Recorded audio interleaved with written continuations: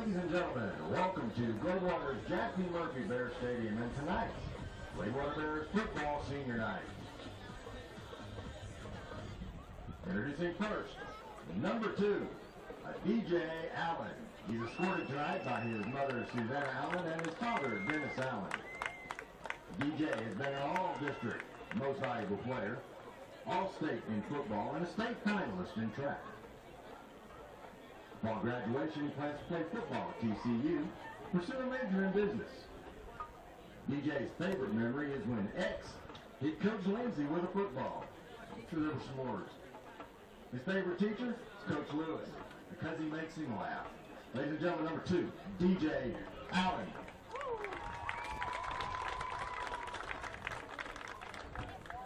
Up next, number 3, Zay Campbell. Zay is escorted tonight by his mom, Shalendria Tate, and his brother, Trey Sash. He's been a 2-year varsity football player. Plans on playing football at a college afterwards. His best memory is scoring his first varsity touchdown.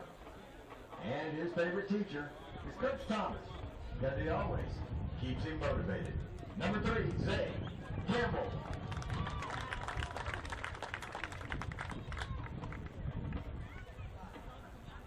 Number 4, Levi Kegerice. He's escorted tonight by Miss Tammy and Mr. Blaine Kegerice. Levi has played football as a 2-year varsity player. Plans after high school to become a firefighter. His favorite memory, spending time with friends on the football team. His favorite teacher is Coach Clark, because he's a morally wise teacher. Thanks, Levi.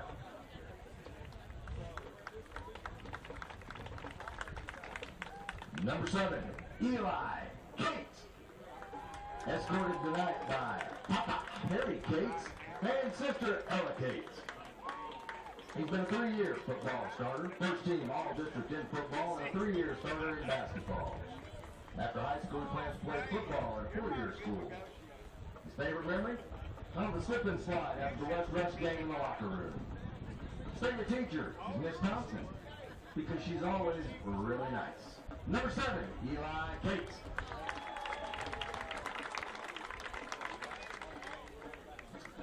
Number 6, Trevor Hollins. He's escorted tonight by Mom Amanda Hollins. Trevor has played football, basketball, track, and varsity baseball. Plans after high school, going to college, majoring with a business education degree. His favorite memory? Coming back and beating Tatum. His favorite teacher is Miss Gonzer in English, because she's very understanding and they can talk about a lot of stuff. Number 6, Trevor Hollins. Number 9, Malachi Gordon. He's escorted tonight by Stephanie Gordon and Ronnie Gordon. His sports awards: football, all-district running back, and a 3-year varsity football player. Plans to attend Kilgore College for a degree in processing technology. His favorite memory is winning a district championship last year at Sabine and dumping water on Coach Levere. His favorite teacher is Miss Ingram, because she is always in a good mood. Number 9, Malachi Gordon. Number 10, Zachary Polanco. He's escorted tonight by Omar Vanessa Polanco. He's been a varsity football and baseball player. He's a member of the National Honor Society, cross-country regional qualifier 2019, the FFA vice president, and FFA show team. He plans to attend college and major in civil engineering. His favorite memory is every time he stepped on a football field. His favorite teacher is Ms. Voucher. She's someone who genuinely cares and is the easiest to talk to. Number 10, Zachary Polanco.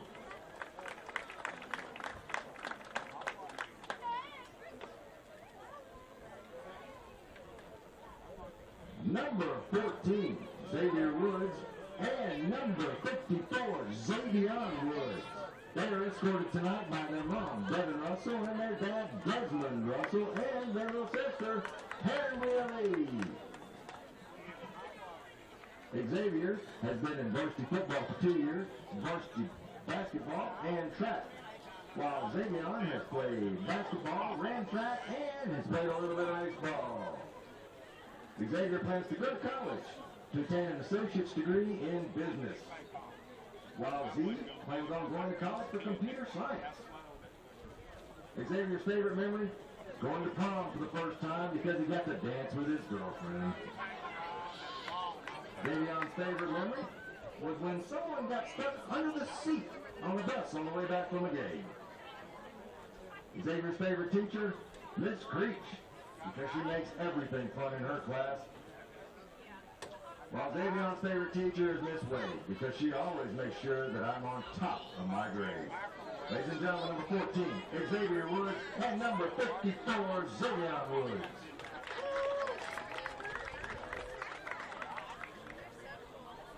Number 15, Benjamin Alvarez. He's escorted tonight by Lupe and Israel Alvarez. Ben's played varsity football and baseball. He's an FFA officer and is a member of the show team. He plans on attending Kilgore College to become an electrician and then work to receive a general electrician's license. His favorite memory is playing alongside his classmates and becoming a family with them. His favorite teacher is also Miss Voucher. She's been a great teacher and supporter during his exhibition shows. Number 15, Benjamin Alvarez. Number 20, Rayzon Johnson. Just escorted tonight by his mom, Tamika Green, Rashad Johnson, and Aaliyah. He's played football, varsity football for 4 years, powerlifting for 3 years. Plans on attending a junior college, but he's undecided on his major. His favorite memory? He went on zoo field trips with Miss Smith, and he's enjoyed watching the cheetahs. His favorite teacher? Miss Adamson in the middle school English and math, because she gave him snacks, and he certainly enjoyed that. Number 20, Rayzon Johnson.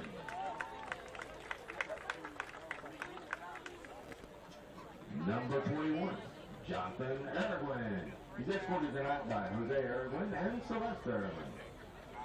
He has played varsity soccer and is on a varsity football kicker. His plans after high school is to obtain a bachelor's degree in petroleum engineering.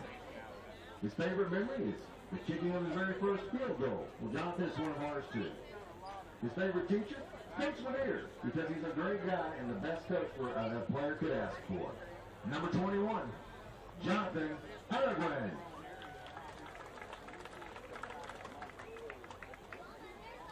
Number 44, Logan Bohannon. He's escorted tonight by Jerry and Jennifer Bohannon and Amanda and Chris Childress. He's a member of varsity football, and he's an FFA officer, and he's a part of the Ag Show team. He plans after high school to attend Kilgore College and become a maintenance worker at Eastman. His favorite memory, hanging out with friends throughout high school. His favorite teacher is Miss Voucher. She's always been there and been a great teacher. Number 44, Logan Bohannon. Number 50, Tyler Smith. He's escorted tonight by Miss Jackie Smith. Sports award, he's qualified for the area in track, and he's been a 3-year varsity football player. Tyler plans to attend a trade school and study mechanics. His favorite memory was the coaches getting Gatorade dumped on him. His favorite teacher, Miss Jackson, because she's made his high school years very enjoyable. Number 50, Tyler Smith. Number 56, Chris Perry. He's escorted tonight by sister Victoria Perry and his father, Chris Perry. Chris has been playing football since the 7th grade, and he throws discus on the varsity track team. Plans to go to college, pursue a degree in computers as a computer technician. His favorite memory was always being Coach Thomas's practice dummy. And his favorite teacher, definitely Coach Thomas, because he stays on my back and makes sure I'm always doing right. Number 56, Chris Perry. Number 58, Javen Bell. He's escorted tonight by Kristen Creighton and LaMarcus Bell. Javen is a varsity football player and plans on going to Kilgore College to obtain an associate's degree. His favorite memory, being around his friends. His favorite teacher is Miss Thompson, because she's a cool teacher, and she helps me with everything. Number 58, Javen Bell. 62, Chase Wise. He's escorted tonight by Laurel Ramsey Jones and Andre Jones. He's been a 2-year varsity football starter. Plans on playing football in college. Undecided on which one yet. His favorite memory, playing cornhole with last year's O-line. His favorite teacher, Coach Thomas, because he's a cool guy. Number 62, Chase Wise. Number 77, Zachary Ship. He's escorted tonight by John, Shannon, Glenn, and Kathy Ship. Their first team all-district in football, and is also a member of the National Honor Society and the varsity powerlifting team. He plans on attending Kilgore College and then transferring to Texas A&M for a degree in business. His favorite memory is also the celebration in the locker room after we beat West Rush his sophomore year. Favorite teacher, Coach Thomas, because he's a great teacher and also someone he can call a great friend to. Number 77, Zachary Ship. Ladies and gentlemen, our senior trainer tonight is Gabriella Montalongo. She's escorted by Jennifer Stevens and Raul Montalongo. She's been a Lions Club Student of the Month, class favorite, and top for each of her class. She plans on attending the University of Texas at Arlington for nursing and is working toward a CNA license. Favorite memory is when the rat fell over off the wall and Haley and she were buried under water balls. Her favorite teacher is Miss Watley because she taught us the value of hard work and inspires us to live life with no excuses, regardless of the circumstances. Miss Gabriella Montalongo. Ladies and gentlemen, that is our 2021 and 2020 senior football team.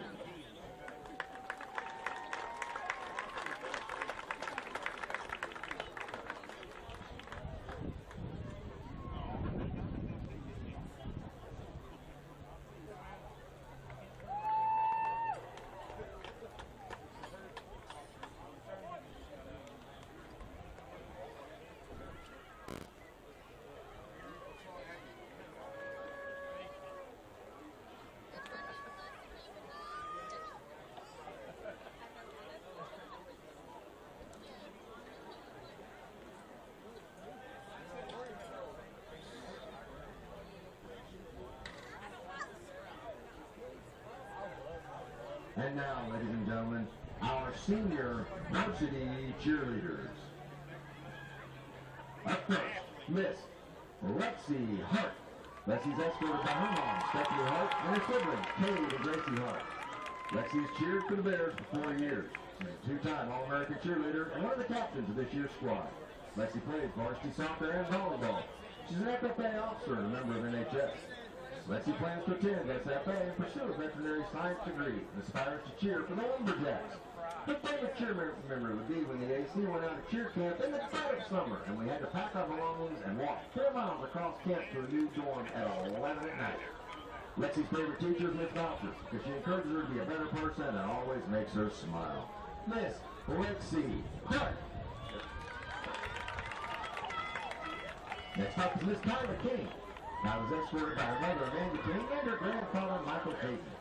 Kyla plays varsity soccer and has been a varsity cheer manager for 3 years. This summer at cheer camp, she was nominated for All-American Cheer Manager. Kyla plans on owning her own daycare after graduating high school. Her favorite cheer memory would be the dance parties, sing songs, play days, and all the shenanigans each night at the long days at cheer camp. Kyla's favorite teachers are Miss Townsend and Miss Thompson because they understand that she can talk to them about anything. Miss Kyla King.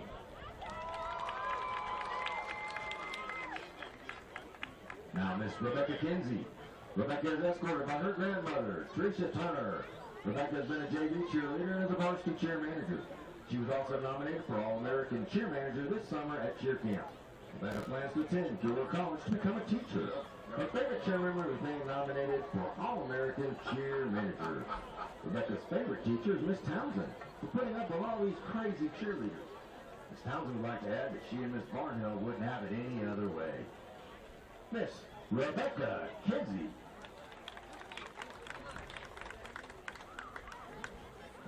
Up next, Elise Sanders. Elise is escorted by her mother, Lucretia LeDuff, Elise is a member of the National Honor Society, a varsity cheerleader, and she plays varsity volleyball and soccer. She received an honorable mention award for soccer.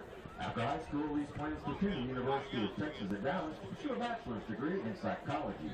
Her favorite cheer memory is when we were homeless at cheer camp after being told to move dorms due to no AC. She and I asked a random worker for a ride on their golf cart instead of walking with their stuff. Nobody was taken away on the golf cart. Everyone walked miles and miles with their stuff. Elise's favorite teacher is Miss Aldrich because she is so helpful and sweet. She makes class fun. Miss Elise Sanders. Anaya Sanders. Anaya is escorted by her mother, Victoria Beard, and her sister, Alicia. Anaya is a 4-year mascot for the Gladewater Bears, a 4-year band member, and has been a flag majorette. Anaya plans to attend TJC and become a dental hygienist. Her favorite cheer memories are all the bus rides to the away football games. Anaya's favorite teacher is Miss Aldrich because she pushes me to be the best I can be, and her teacher, Bessie. Miss Anaya Sanders. Next up, Timber Smith. Timber is escorted by her mother, Candy Smith, and her brother, Rowdy. Timber has cheered for the Bears for 4 years. She's a 2-time All-American cheerleader and a 2-time Panther recipient, as well as one of this year's cheer captains. She's a member of the National Honor Society and a former Lions Club Student of the Month. She plans to attend SFA, become an elementary teacher, and aspires to cheer for the Lumberjacks. Her favorite cheer memory is getting to have her mom as her cheer coach for 3 years. Her favorite teacher is Miss Jackson, for always brightening her days. Miss Timber Smith. Next up, Miss Jade Thomas. Jade is escorted by her mother, Monica Thomas, sister, Miss Hoy, and brother, Coach Quentin Thomas. Jade has been a Gladewater Bear mascot for 4 years. She plays softball as a member of the Lions Club, president of the National Honor Society, and vice president of the senior class. Jade plans to attend the University of North Texas at Denton to become an oral surgeon. Her favorite cheer memories are all the Friday nights spent cheering with the whole team. Jade's favorite teachers are Miss Aldrich and Miss Neal because they like to have fun and are always there for her. Ladies and gentlemen, Miss Jade Thomas. And rounding us out, Miss Addison Williams. Addison is escorted by her parents, Paul and Jill Williams. Addison is a varsity cheerleader, an FFA officer, a member of the National Honor Society, and a regional qualifier in track. She plans to attend SFA to major in veterinary science. Her favorite cheer memory is when the AC went out of cheer camp and we all had to switch dorms in the middle of the night. Must have been one heck of a cheer camp. Addison's favorite teacher is Coach Creech because he has made a positive impact on her and has best prepared her for life after high school. Miss Addison Williams. Ladies and gentlemen, that rounds out your senior Gladewater Bear cheerleaders.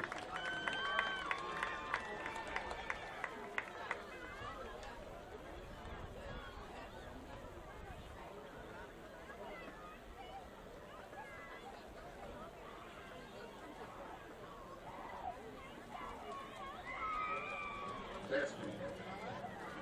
1, 2, 6 reps.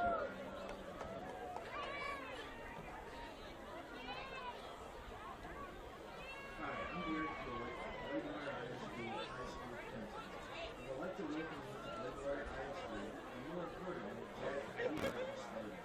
Our expectations for you to have fun and enjoy the game, and all the other organizations, their stadiums, and auxiliaries that will be performing. Please be mindful of others that are here to enjoy the game also. We would like to ask you to supervise your party while inside the stadium.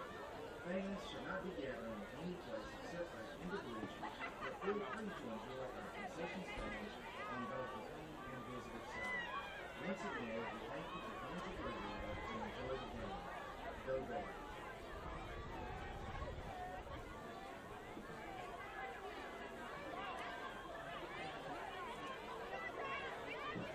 Welcome to Gladewater's Jack V. Murphy Bear Stadium and Senior Night and Gladewater Bear Football 2021 as the Bears get set to take on the visiting Cardinals from Sabine High School. Kickoff is scheduled for 7:30. That's going to give us just enough time for a little bit of business and just a few announcements. First of all, I want to remind everyone that this game is being conducted according to the rules and regulations of the University Interscholastic League. Regardless of the outcome of tonight's game, all the players have proven their willingness to work and sacrifice in order to achieve athletic excellence. By your conduct, allow these young people to feel pride in their communities and in their schools.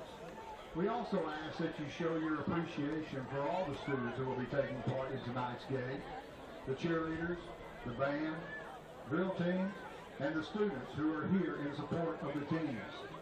The officials for this game have been mutually agreed upon by both schools. Their role is not unlike those of the players, coaches, teachers, and school administrators. Without them, this game would not be possible. Their knowledge and application of the rules are a result of annual testing, years of study, and continual participation in clinics that refine their understanding of the game.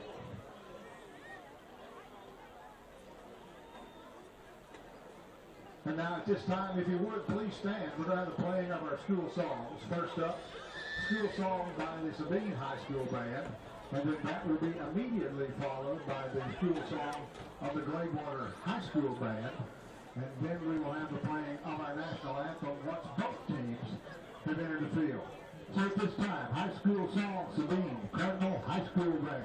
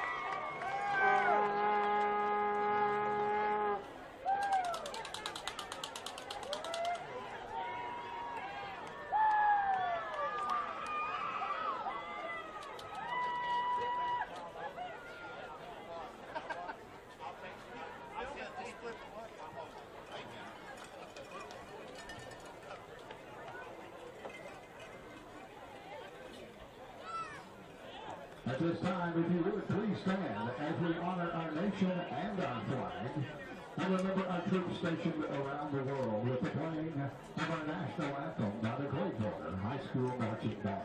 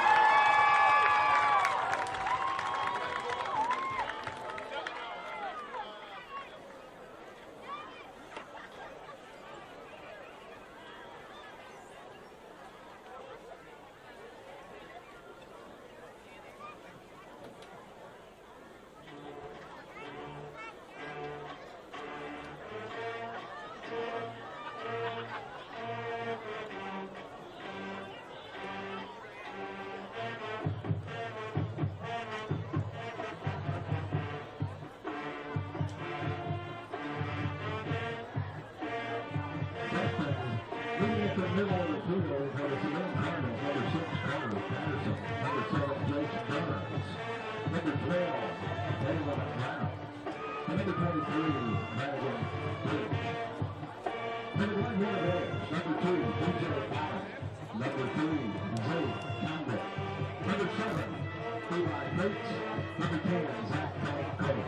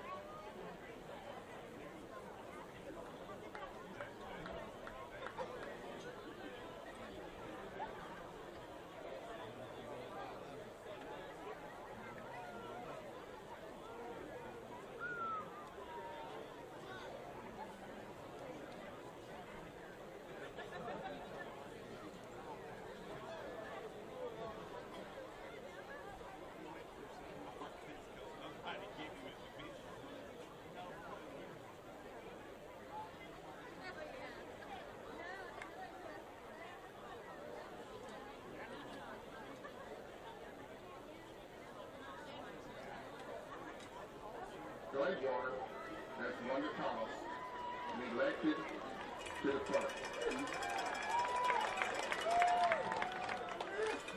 Sabine will receive. Yep.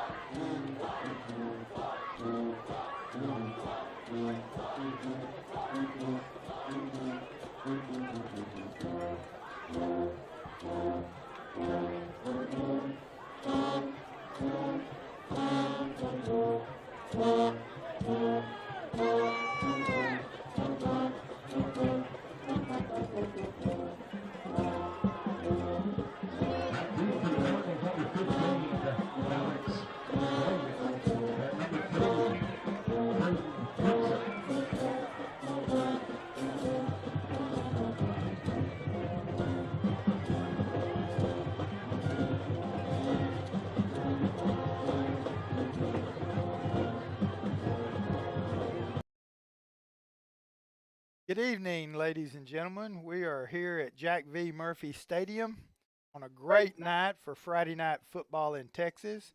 Gladewater Bears are about to kick off from the south end to the Sabine Cardinals on the north end and start this championship game, really.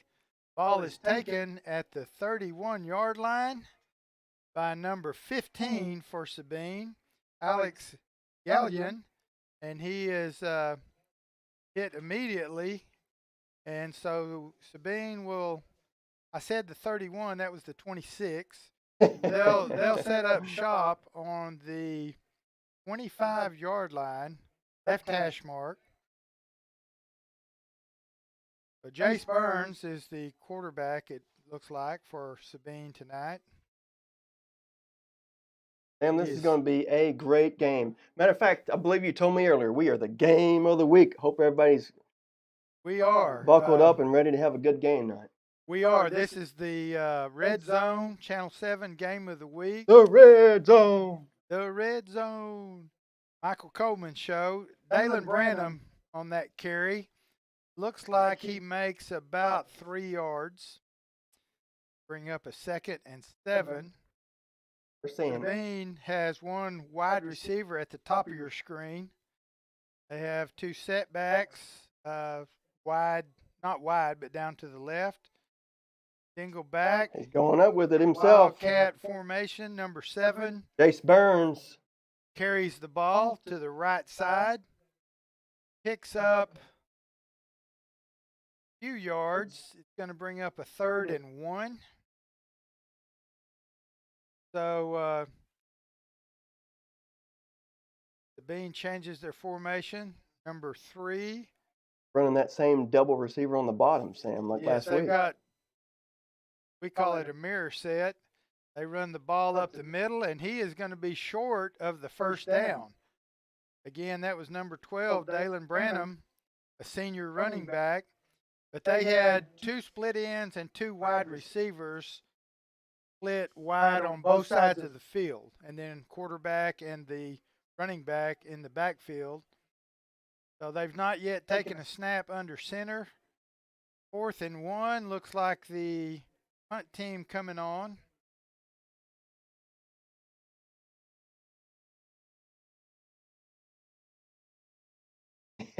Somebody's phone just had a little blank. Oh, it's a fumbled snap. He's running the ball. Oh, he is. Oh, he's going to make the first down. And he is out of bounds. About 45? At the 45. So a low snap. Gladewater had heat coming from the right side, the offense right side. Their punter ran to the left and picks up the first down. So a new set of downs on a low snap. Ball on the 45. Bean has number 3 split wide at the bottom of your screen, Caden Fortson. Slot back in between there, 2 receivers on the right side. It's a throwing Looking down. left, looking right. And he overthrows number 24, Kyle Striplin. He got one hand on it and couldn't quite get it. So he was open. He definitely was. We were just right behind him, Sam. That was. And there's a little pressure on the quarterback who was hit just as he let the ball go. So that'll bring up a 2nd and 10. No huddle offense right now. They're getting the plays called while they're at the line. Snap, handoff. He's met in the backfield by that's 12 both again. Bears. Dalen Branham. And that's a loss of about 1 yard. I did see 56, Chris Perry in there. I'm not sure who else on that stop. That'll bring up 3rd and 11. So I would guess a throwing down here, Avon. Probably. So they have 3 wide receivers at the top, 1 single wide receiver at the bottom of your screen. Snap is deep. He rolls to his keeping right. to his right. Oh, he's going to try to scramble. And he stumbled on that one. Tackled, shoestring tackle, as he cuts back up the middle for a gain of 2 yards, brings up a 4th and 9. Is that part of that curly shuffle where he went whoop, whoop, whoop, whoop, whoop, whoop? It could be considered the curly shuffle. You know, I'm a fan of curly. So you do that rings a bell, puts a smile on my face. Yeah, that's going back a couple days. And he gets a punt off this time. Gets a good Sabine roll down inside the 10. Oh, wow. And they're going to kill that ball on about the 1 yard line. Great punt. That didn't cross the line. That looked close. Yes. So ball's going to be marked right at the 1, maybe a little inside the 1 yard line. It looked from what I can see. Yeah, they're putting it behind the hash. They're putting it right in the middle. Yeah. So Bears will take over. 8:31 left in the first quarter. So Sabine held the ball for 3.5 minutes, 3 minutes, 29 seconds. Yep, and that's time for the Bears to. Gladewater Bear offense coming onto the field, taking over on their own 1 yard line. Half of a 1. Half yard line. So they hand off, get a little bit of breathing room. He picks up a couple of yards. That was Jabraylin Pauly, yes, number 40. And a workhorse for the Gladewater Bears. So that will give them 2nd and 8 at the 3 yard line. Quarterback under center. Jabraylin again. They hand it off to Jabraylin Pauly on the right side again. And he picks up maybe one more, 3rd and 7. So the Bean defense playing tough at this point. And we just don't got any room to move. So quarterback DJ Allen under center. This time he fakes the dive, he keeps it, and it's going to be close to the first down. That looks like he might have punched it through. They're marking a first down. So move the chain. DJ Allen fakes the ball to Pauly and keeps it and cuts up a hole or 2 wider and has enough for first down yardage and a new set of downs. They're on, it looks like, just inside the 12-yard line, 11 or 12-yard. I'm going to say 12. That's what they have on the board. I had a beam in my way there. But that's right. That's right. From your angles. That's kind of. So Bears give to the tailback this time. He's Number got a little 10. room on the left side. Picks that up. That is Polanco. That's about a 5 or 6 yard gain. We like those.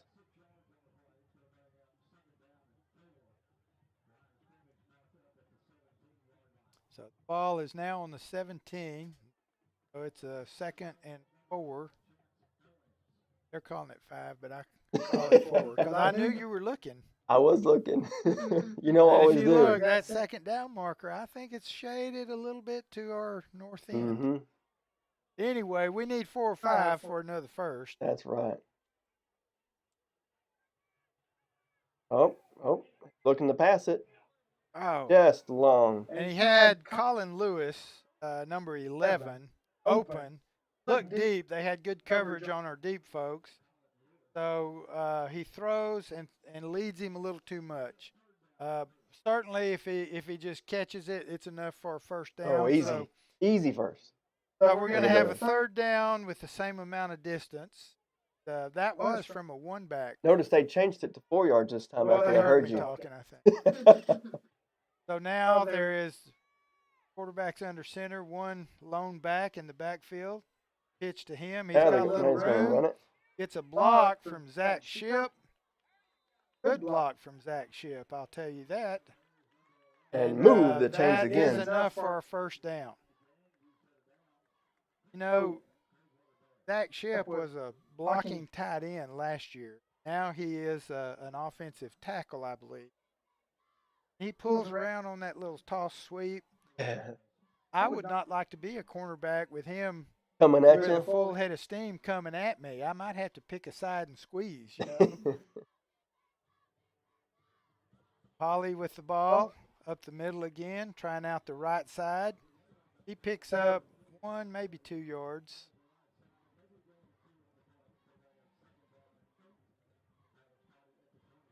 The Bears have worked the clock down 5:31, so they've had it 3 minutes now, and have a drive going if they can just keep that alive.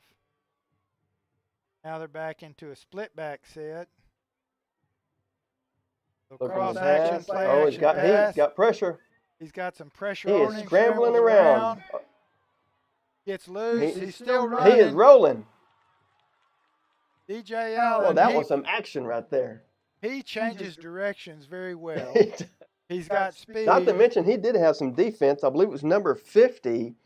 Howler Smith came back there and pushed some people around to get him off of him. So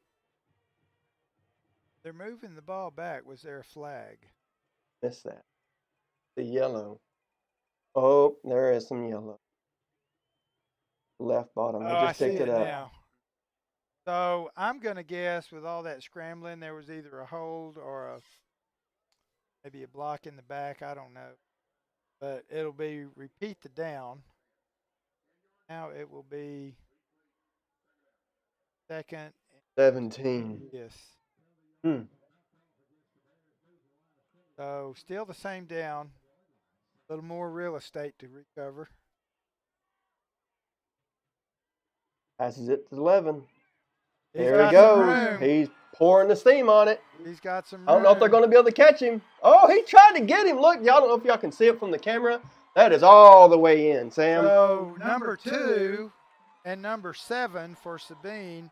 Number 2, Caden Richardson makes a dive, touches the legs. Almost, but he started putting that high step on him and it was gone. He did. And then also number 7 was closing in, Jace Burns. But that was number 11, or was that number? Yeah, that was 11, Colin Lewis. Colin Lewis. He was burning it up. Yeah, Colin, when he gets the ball in his hands, he's dangerous. So with 4:51 left in the first quarter, Bears. That's hard for me to see. Bears drive 99 yards to pay dirt. They're ready to PAT. Kick is up, and it is good. That is our kicker, Jonathan Aragwin. And Callan Castles is the holder. And so Bears, with 4:51 left in the first quarter, lead the Sabine Cardinals 7-0. Pretty good night for football here in East Texas. Nice and cool. It's dry. It says it's 57 out there, Sam. Just a little bit of a breeze. And we've had wind for 2 days. Yesterday we had winds up to about 50 miles an hour. Well, it just ripped off the top of a building downtown like a tuna can. I saw that at Garth Cockrell's place. Yeah. So that was not good news to hear. So the Bears now kicking off for the second time. We'll see what type of kickoff they have. Sabine has 2 deep. I don't know if they'll go deep or that little pooch kick they do sometimes. There it He goes. does that again. Caught at the 27 or 28. He makes 2 or 3 yards. Right on the 30. Yes, 30-yard line, and that was number 15, Alex Gallion, same one that caught the last kickoff. So they're kicking to the same spot down between the 5 and the 30. So again, Sabine will take over on their left hash mark, the bottom of your. They have a wide receiver, number 14, Caden Harden, to the top of your screen, and they have 3 receivers lined up on the bottom. 1 split in and 2 slot backs, quarterback and running back in the backfield. Fake it to. The other quarterback kept it. Yes, fake to number 12. Jace Burns kept the ball and went to push forward with it. So he makes about 4 yards on it. Put the ball in the middle of the field. Second and about 6. So same formation that we've seen. 3 wide receivers on one side, 1 on the other, and then 1 running back and a quarterback in the backfield set deep. It's a pass. Oh, he's got pressure. Number 20, number 54, they're running him down. Throws it. His target was number 14. What did I say, 20 and 54? That's Rajon Johnson. And then 54 was Xavion Woods. So they had heat on him and a couple others behind him. He threw it before he went out, and it was incomplete to number 14, Caden Harden. But it did save him some yardage because he would have lost about 8 yards. They would have sacked him. So now it's a 3rd and 6. Change formation. They got 2 slot backs, 2 wide receivers on each side. Passing down. Well, he is looking at Pop. Number 12 catches it almost right on the line. That was Dalen Branham. And they're marking that a yard short, so that's going to bring up a 4th and 1. So last time on a 4th and 1, they kicked it. They had a low snap and they ran the ball. Well, got it first. The first time, yes. Not the last time. Last time they did kick it and got. So, but let me ask you this time: do you think they just say, you know what, let's just go for it? Well, they're. How much do you gamble? I'm going to say at 3:38 left in the first quarter, and you need 6 yards. I think I'd probably go ahead and punt the ball. But I don't see. Uh-oh, something happened. Personal foul. So they're not going to need to punt because the penalty goes against Gladewater.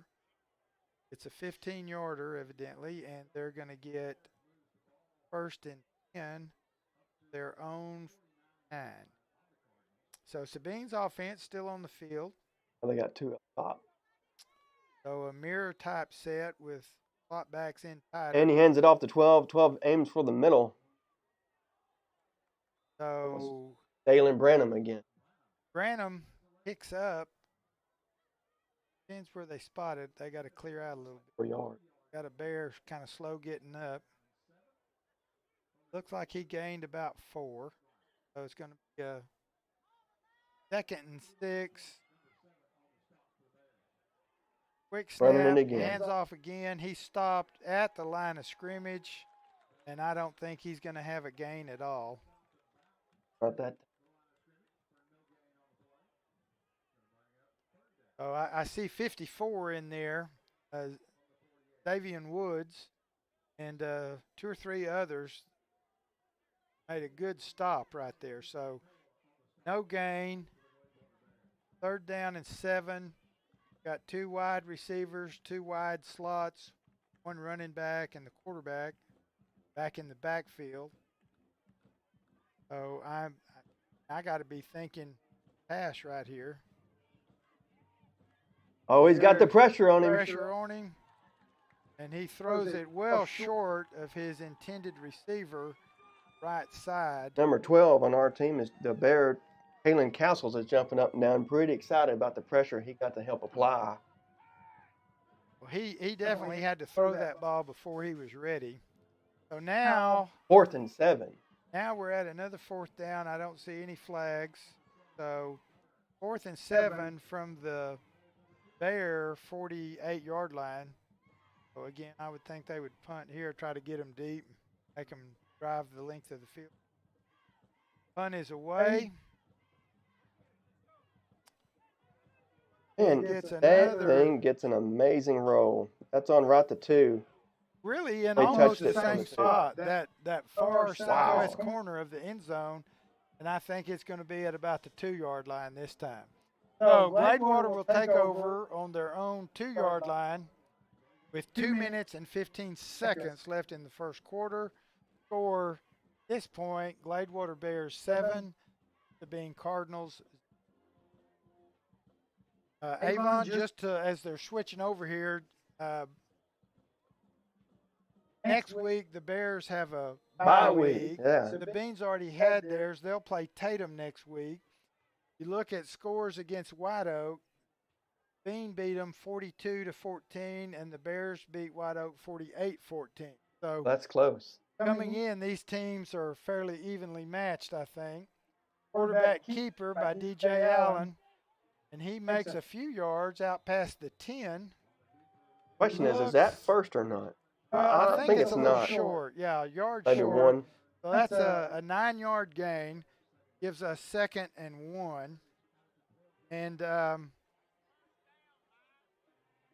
so the records are good. We'll talk about that in a little bit. But this, as we mentioned before, is the Red Zone game of the week. So we'll try to give you the play-by-play. But if you miss some of it, or if you're just tuning in, you've missed some good football already. Yes, Sam, it looks like right now we have 115 people watching us live. Thanks for joining. Quick pass to I believe that's number 3. Day Campbell. Yes, we have not got to call him tonight, even though I heard him at the senior night stuff. They called out his name. Well, got a mark for him? Well, yeah, I'm sure I do. Right there. Uh-oh. So the Cardinals. 15-yard penalty, what would that be? Well, I'm looking to see what it was. Missed it. I just heard him say 15 yards. Did he say on the defense? Yes, I believe he said on the defense. So. Oh no, they're going. Oh, time to have one of those. He having a few. We're gonna see. We really have a hard time hearing the announcer here. That's probably a good thing. So we're having keep our own program. Oh, it's a face mask. Oh. And they're calling it on the offensive running back, or the guy with the ball. He came out of the backfield. Wasn't that Zay Campbell that caught that? That's who I thought. Yes. So that's only the second time I've seen running back get called for face mask. Wow. The other time was one year when A.T. Aldridge, who hopefully it doesn't played have with Shawnee Chad, on there. we got that called on us at Spring Hill. In that game, the game was called. Bad storm came through, and we had to go back Saturday and finish. Really? Yes, but I saw that called on that Saturday afternoon to finish the game. And I can tell you the official's name. He's a friend of mine, but I don't want him. So Bears with the ball again. Pitched it out to number 11. Cuts it up, gets a few yards back, almost to the 20. So they are going to spot the ball on the 20. Clock still running, down less than a minute, 53 seconds. Got those dots, you love them. Ticky tock, ticky tock. So they're going to probably have to run one more play. Looking at the Because the play clock's already counting down. clock, I don't know if they can see that. So it's 2nd and 3. Cannot see.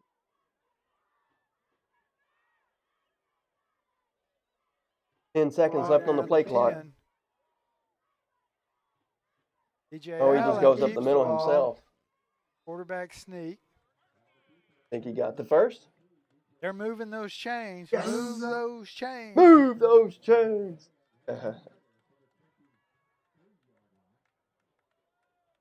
So that'll bring a new set of downs for the Bears. And they're just, wait, I bet.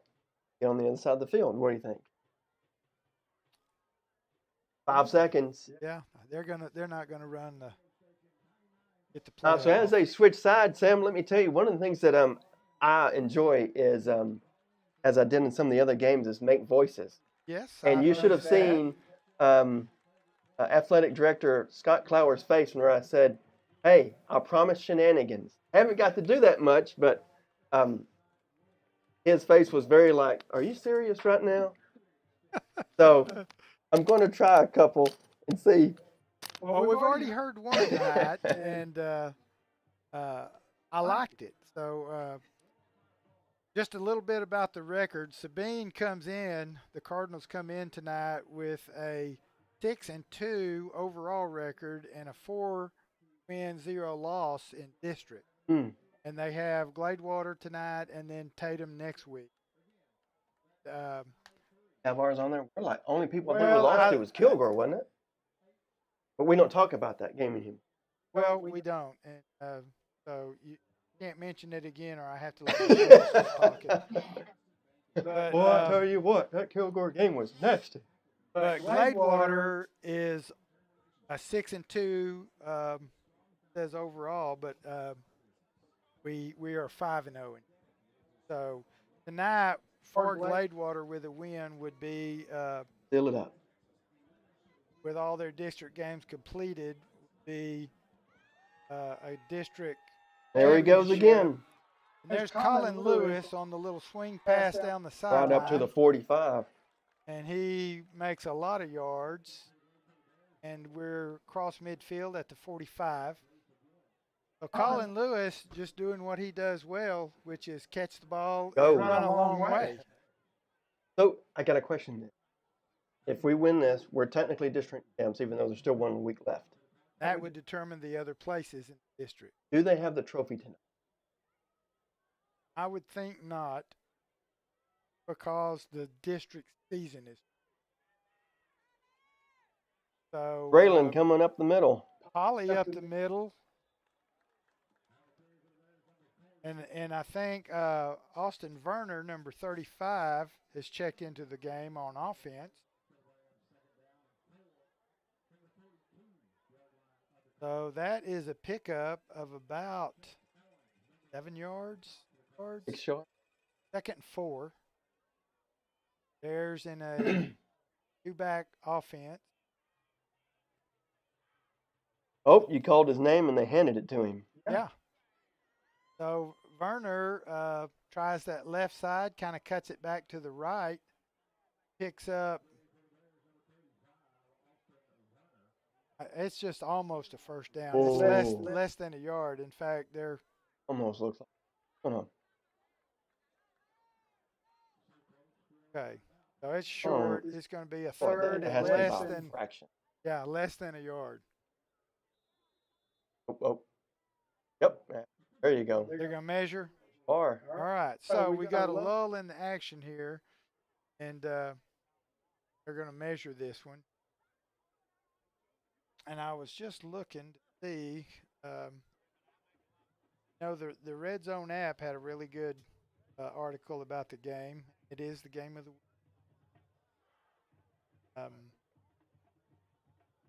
oh, they're showing it. Then it's literally like an inch. Okay. Tops. So anyway, we'll update you with some scores later on, but you can go to that live scoreboard if you have that app. Anything we hear at some point, we'll pass along to y'all. The Gladewater Bears now in an I formation.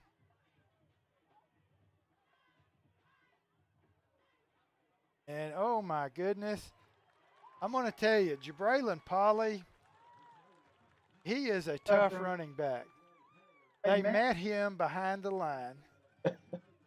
His feet never stop. You know, I've talked about how he leans forward very well. That's when it turns the engine on.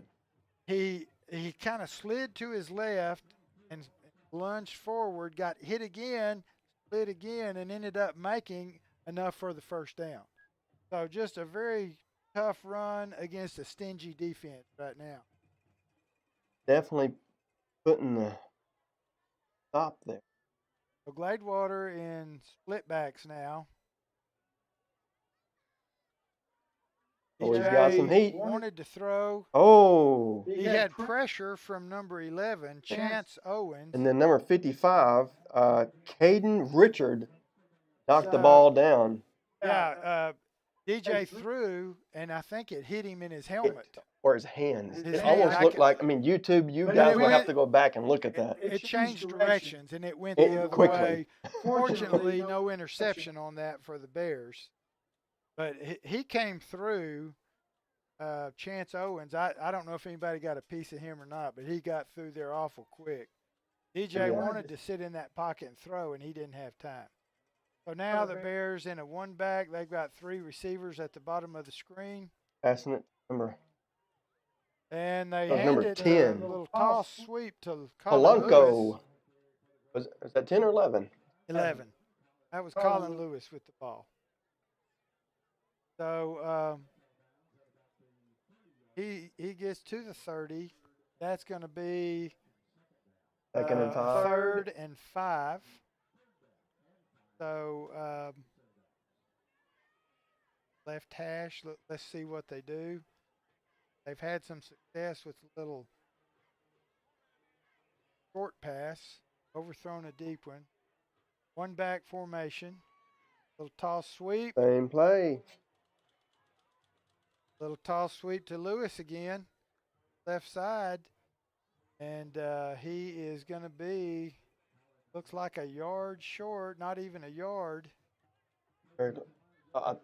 No, they're moving him. He spots it right on the 25. So move the chains, Sam. Move those chains. We like to see those chains move. That was a third one, yeah. So first down for the Bears at the Cardinal 25-yard line. They're trying to get into that south end zone. Verner's in, and we've got Zach Polanco in as backs. And it's given to Polanco on a little lead play. Oh. He breaks one tackle, and I see number 6, Carter Patterson. Whoop. Someone lost the helmet. Number 78, Connor Hubbard of the Cardinals. Yeah, and he's got to go out for a play when his helmet comes off. Really? So that is another gain. That's going to be maybe a yard or 2. I want to call it 2nd and 3. That's so funny that bar's in your way and bars are in my way. I know. Depends where they're at on the field. That's it. Hands it off to number 3. He is moving through the center. He is in there. That was from Zay Campbell. Zay Campbell just kind of does a little bob and weave back behind. I don't know he who kept that it in the lineman center. was, but he followed one of his linemen. He opened it up. He tucked in tight, and he finally made a break and made a really nice run on that right side. So the time in the second quarter, 8:52, Bears 13, Cardinals 0, as the PAT is about to be attempted.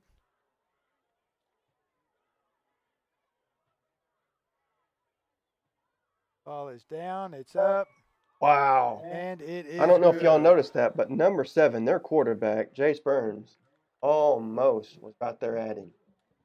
He's He's got some speed. He does. He was I've moving. seen him on some of the halftime and red zone reels, and they have some speed over in Sabine. So right now, 8:52, 14-0, and the Bears will be kicking to the Cardinals.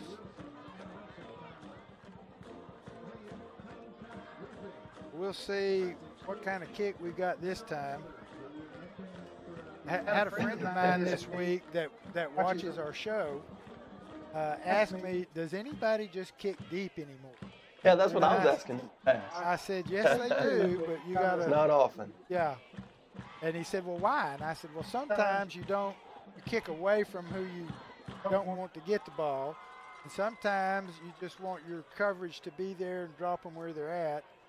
And sometimes you look onside for a momentum changer. So there is an onside look at that. kick. Look It's at a that. good Oh, hop. my goodness. Wow. Sam, that was My goodness. incredible. You talk about a momentum changer. DJ Allen. That was Lined incredible. up on the kickoff team. He did the onside kick. It got a perfect hop right over. You're going to have to go back and watch that on YouTube, Michelle. That was incredible. And it all happened so fast, I couldn't see who the number of the Cardinal was, but DJ Allen jumped before it got to the second Sabine guy, caught the ball, and made a few yards before he was out of bounds. So, Whoop. Oh, not get too happy. Something's happening. they maybe are going to call it where he caught it. Let's see what they got.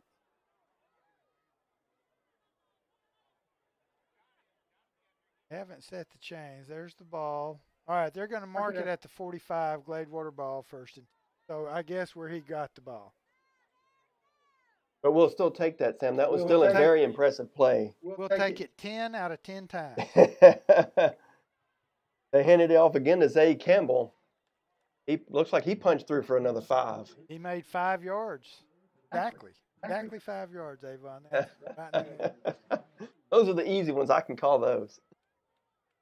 So, second and 5 from the 40-yard line. Bears are in Cardinal territory. Eli Cates checking out of the offensive lineup.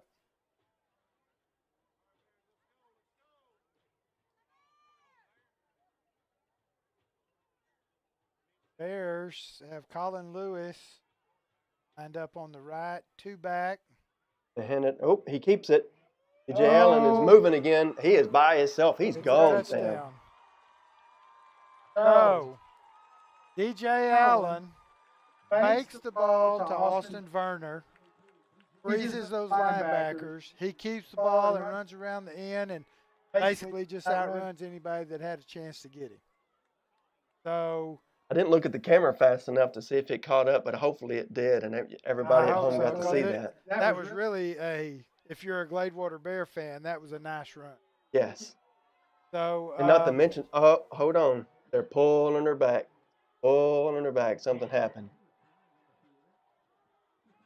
All right, so it was still a great play. It's just not going to be worth any points now. So they're bringing the ball back.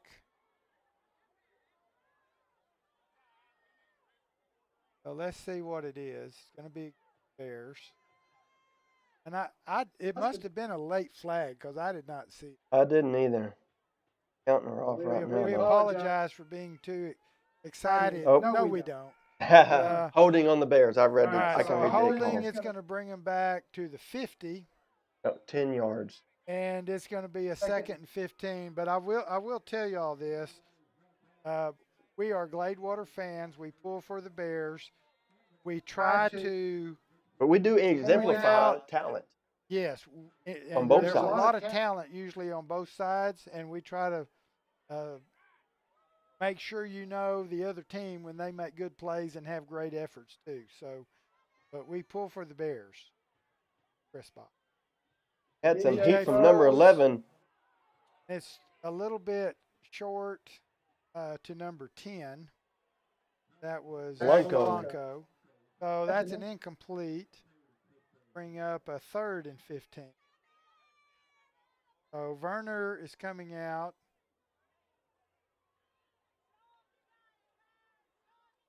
We Looks replace like him? Chance Throgmorton out. Tyrone Maddox and the Bears got wide receivers both sides, one setback. Jay takes a deep snap. He throws it to number 13, Tyrone Maddox, and he gets some yardage. Not enough for the first, but past the original line of scrimmage, so it'll be a 4th and I'm going to call it 8. Yep. 4th and 8, and the Bears Dad, are you kind of take in that? that 4-down territory. They're across midfield. So you go for it? Well, Looks like they're preparing it kind of to. depends what you want. You To know, win. You're actually you're Oh, they're going riding for it, some Sam. momentum at this point, and you're in enemy territory. Got lots of pressure. Nope. Got grabbed. So Sabine defense By rises to 24. the occasion, That was Kyle Striplin. and they actually tackle DJ Allen for a loss. Lots of pressure on him, forced him out of the pocket to the right. So they take over on their own 48. So yeah, looking back on that, I'd say you probably want to punt that, but you're riding momentum and going for one there. Question is after he ran all those yards, that's got to be pretty tiring. That's why it's always nice when the defense comes in, you get a little break. Too. He didn't get it. They got back on the line and. So there is a timeout, and Sabine takes that timeout for 14-0. 6 minutes and 42 seconds left. I'm sure Sabine has dodged a couple of bullets with Bear penalties, and I'm sure they would like to get a score in this second quarter before halftime and make it a one-possession game. And if I'm not mistaken, don't we get that ball back after halftime, Sam? We should. Normally, and with all the senior night and stuff going on, I didn't get to see the coin toss, but we did kick, and we normally defer. I don't know if Sabine won and chose to receive, but we should get the ball to start the second half. So Sabine's offense is on the field. They want to say Baylor Bears. I noticed that. But I do like Bears. In my Jay's tried to keep it up top. Like that was him holding on to the ball. It was. In my school career, I was a Lee Bear in junior high. I've been a Bear several times, so Baylor was just one of those stops on the way. But never a Grizzly, just always a Bear. Just a Bear. Just a bear. Brown bear, black bear, then grizzly bear, polar bear, just a bear. They're all vicious. That's it. So 2nd and about 9. Oh, that was a sneak. Number 7 keeps it, and he has gone through that center. We said earlier he's definitely got some speed. So he's got about 3 Gladewater Bears on him. They stop him inside the 10. That was a well-designed play. Yes, it was. He rode that ball in there, the quarterback did, and then pulled it, and a hole was right up the middle, and he took off. And it took the Bears a while to catch him. So they're running that no-huddle offense. And they gave it to the him. Middle. Number 12. Shy of the 5. Dalen Branham. Looks like a loose ball. But no, they're calling it down. I see number 20 for Gladewater. Hang on, there's a flag on the play, Sam. Another flag? Yes, sir. Okay, let's see what that is. Almost as like we're trying to do this is where this is like the Peanuts cartoon. What the teachers always sounded like. Wah, wah, wah, wah, wah, wah, wah. Yeah. But I think Odin on the Bears. That other one.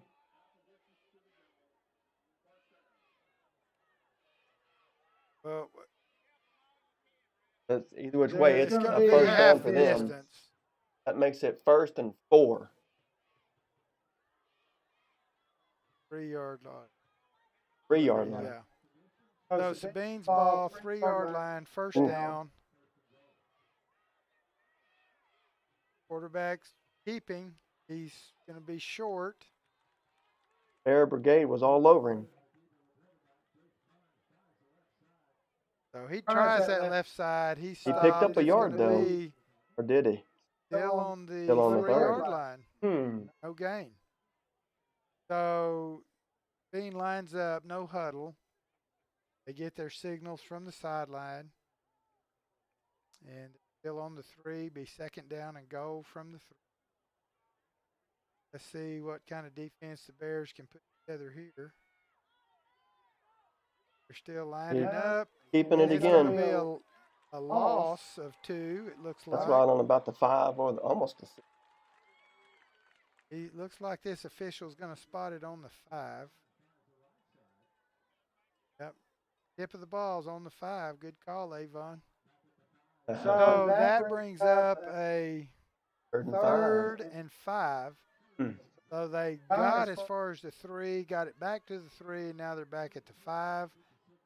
They're lined up. Number 14 at the bottom of your screen, split wide. Number 4 is in that slot, and they've got the same look to the top of your screen, and one back and the quarterback.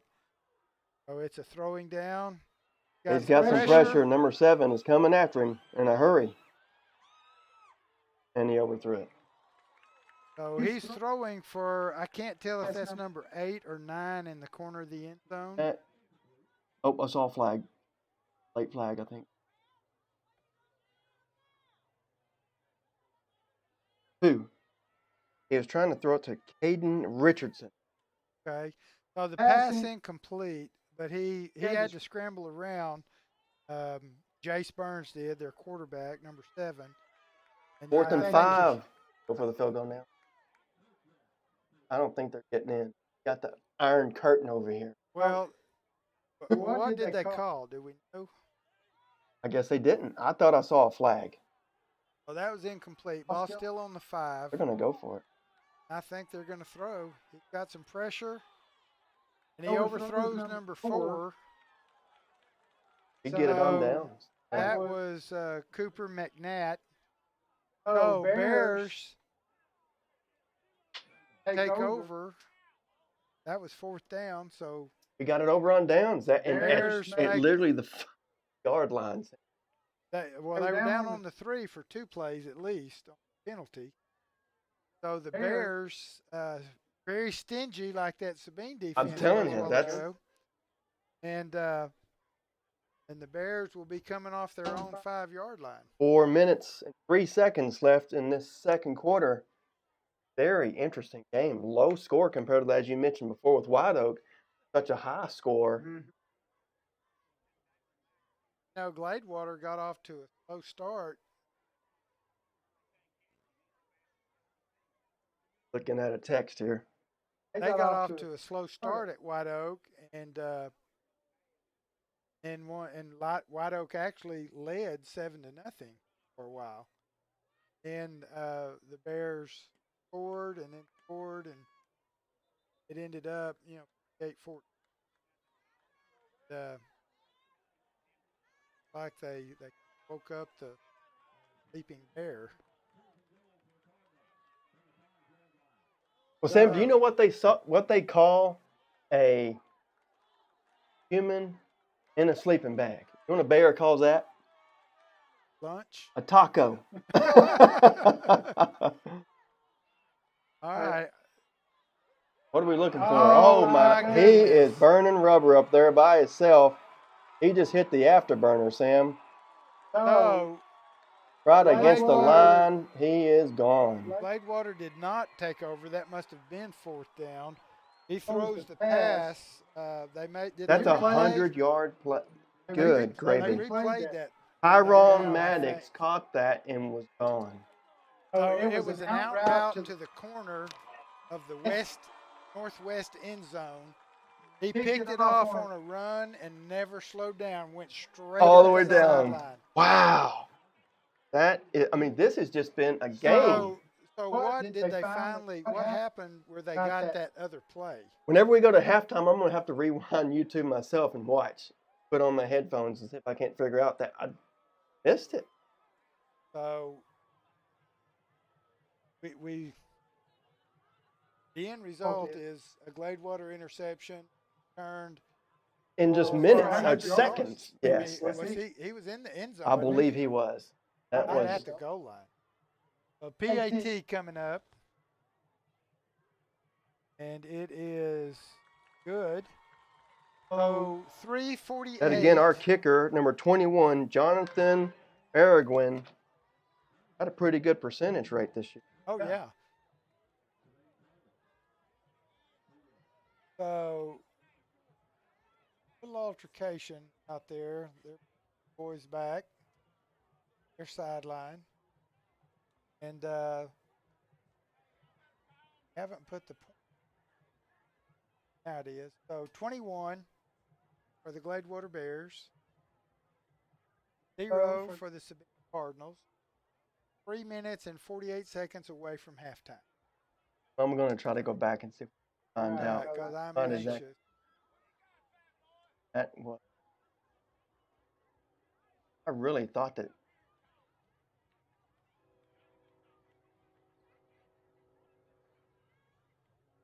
They did have the ball.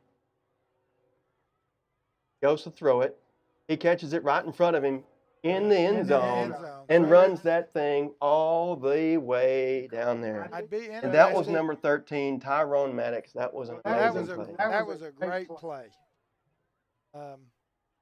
So they did an onside kick and got it last time and didn't get the score because penalty. But so what you asked me, I'm going to ask you, what do you? Less than 4 minutes to go. Uh-oh, something happened. I think it was the deal down here, and each team kind of pulled their own guys out. But I didn't see a flag, but there must have been one. So the Bears are going to kick off from the 25. Yeah, so now that I know it's on the 25, I would air that thing out. Might be a good time to see how long he can. Yeah, that'd be fun. But get it to the 10.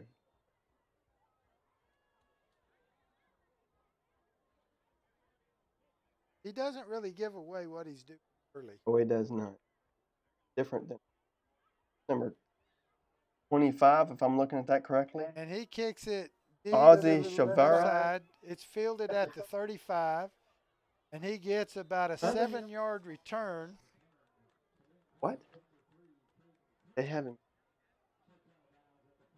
Chavaria. 25, Ozzy Chavaria kicked that one, Sam. So okay. Well, he got it down to the 45, 42. No, they're spotting the ball at the 42, but I think that ball was caught at about the 35. Good kick then. Yeah. So if it had been at the 40, that ball could have gone down to the 20. Not bad.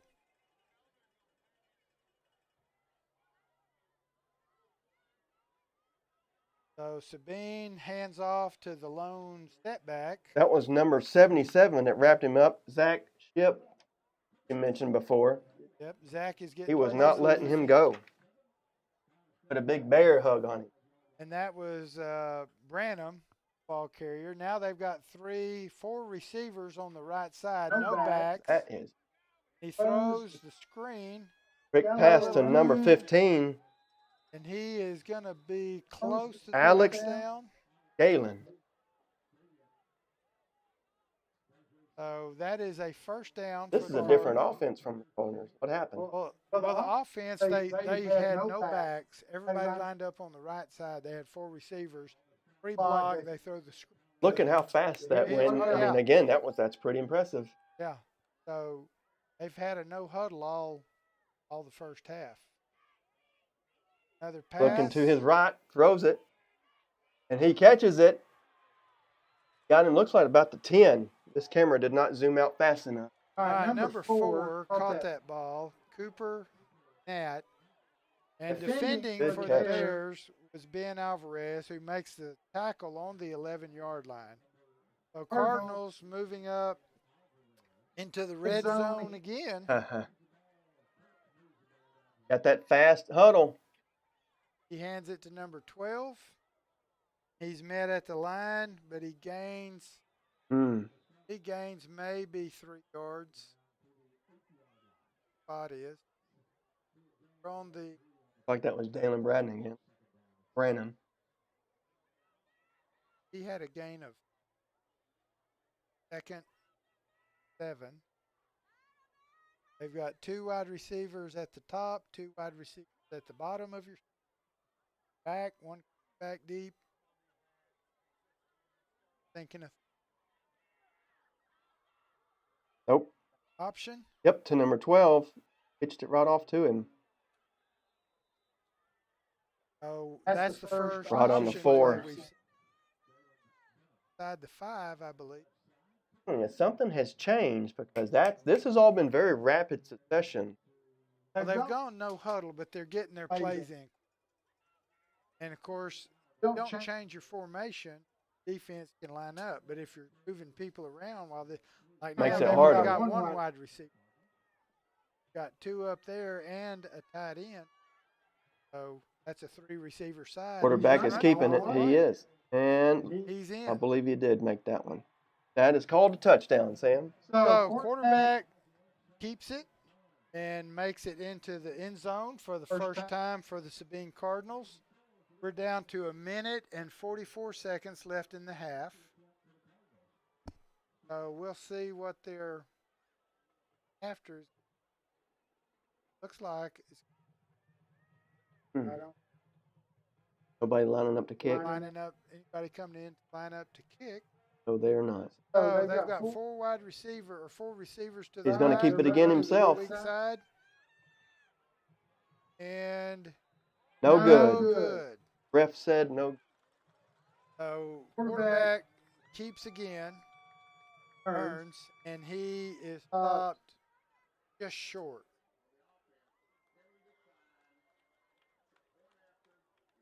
All right, so Holding. Sabine had a penalty. They said on number 75, but of course Gladewater declines, and the conversion, 2-point conversion, was no good. So that brings the score: Bears 21, Cardinals 6, 144 left in the half.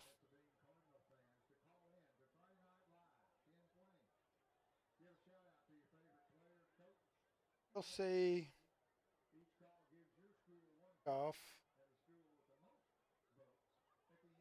See what they do. Keep. Minute 44. Go with an onside. Well, depends on what they've been practicing. It's been happening down the street. What's technically still considered Gladewater, Texas, It is. as far as the zip code master is concerned. You know, I went to the state track meet one time with some kids that had get our packets. That's the first time I realized Dean had Gladewater address. They gave me one. I thought, this is a kid. That It is is an onside kick, and Bears have it. I'll give you a number. You know what was interesting? Jay Burns was- kicked that that was ball. Austin Werner jumped up, grabbed that ball, tucked it away. Bears take over on the 50-yard line. Good job by the hands. Oh, Ruger. yes. That was not their kicker. Their kicker, it shows here, is number 9. They had Jason there that kicked. Quarterback. Well, the end result is Bears have excellent position with a minute and 40 seconds left before. Got lots of receivers.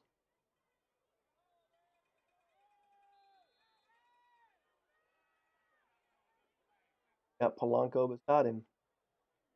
Quick pass. Oh. I don't know. Lewis was running Way the down there. sideline, running a go route, I believe the camera was and the trying to ball catch was up with him. thrown before he ever looked, and it was thrown well behind him. So I don't know if DJ did not throw to the right spot or Lewis did not go to the right spot. But anyway, lost down brings up a 2nd and 10 with an incomplete.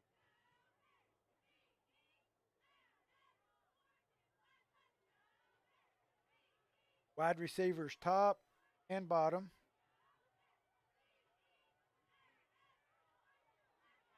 So they were trying the play to Lewis again that he scored on earlier, and it got tipped by the rush. So that's another incomplete. And the time off the clock has only gone from 144 to 138 Not much. on 2 incomplete passes. So they've got to slow down. Sabine's got an even front, 4 guys across the front. They've got to slow down that rush. Up there to hold him. And they also, that time, they're running a 4-3, looks like. 4 defensive linemen, 3 linebackers, and then 4 defensive backs. They also sent one of their linebackers, linebacker rush that time as well. DJ tried to run. He lost 2. So that's going to bring up a 4th and 12. Their own 8-yard Looks like line. they're marking on the scoreboard. They used one while ago. That shows they have got 1 left. And they Oh, used okay. another Then one. they called another one. So They would call a timeout with us down in 12. well, they're trying to figure out what we're. So they've got to have 2 plans. If they kick, here's what we're going to do. If they're go for it, here's maybe. I used to have all kinds of charts and downs and distance tendencies. So Coach Bird would say, "What do you think, Coach?" I said, "Well, it shows that they normally do this. Sometimes you had a hunch too that they're coming to block it. There's no return, fair catch by number 3. He is at the 17-yard line. So good call. Get them down in a hole with only 124 left and make them go 80-something yards in less than a minute and a half." Interesting. I don't think we ran the ball 1 time. It's all passes. That down. That set it down. Set it down. Yes.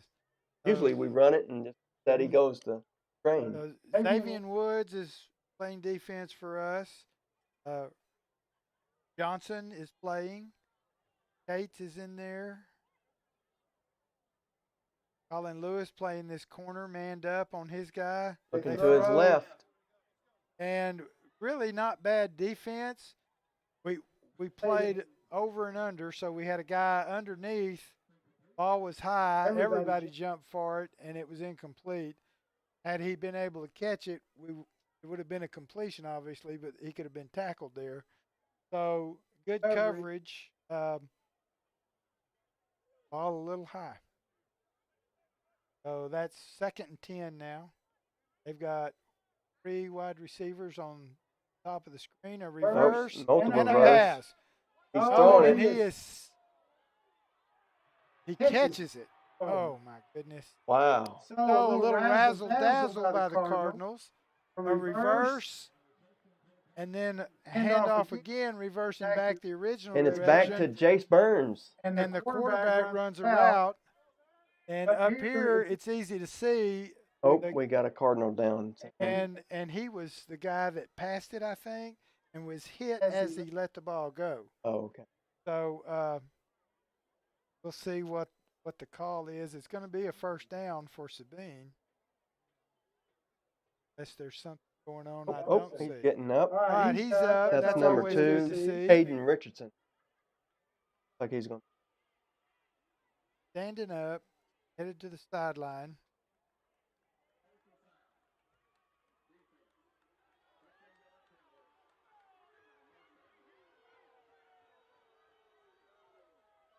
So that will be a penalty against the Bears. Personal foul is what. So it's going to give Sabine the ball on the 35-yard line. They've got two receivers at the bottom of your to the top. They're going now they're going to move. Sorry, I called that out for the ball.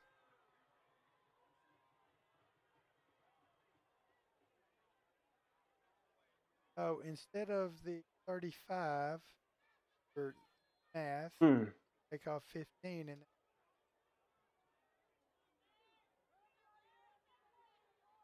it is a Ended it off the 12, and the Bears are not going to let him. That was Chance Owens, number 11. No, I'm Number sorry, 56 grabbed him. Chris Perry.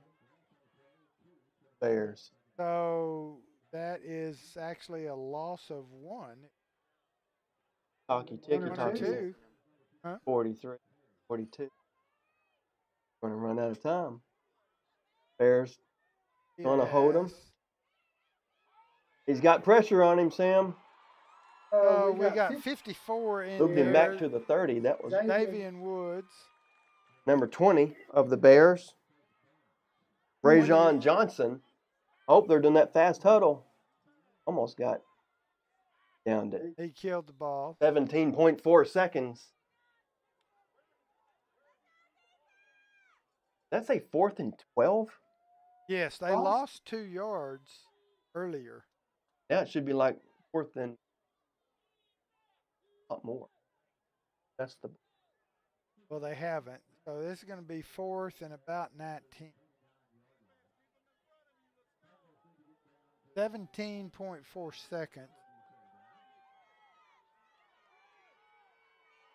Play.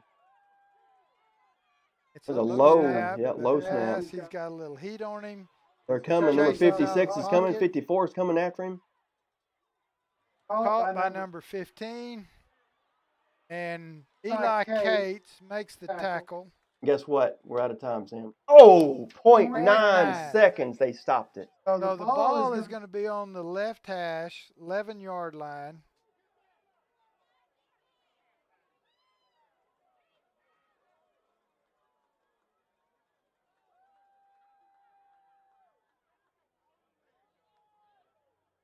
All day.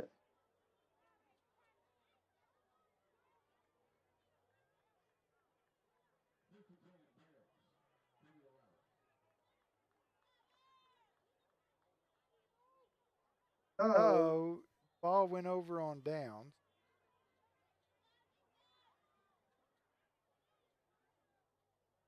Defense. Gladewater's offense. Play for the half. Go to steal the ball.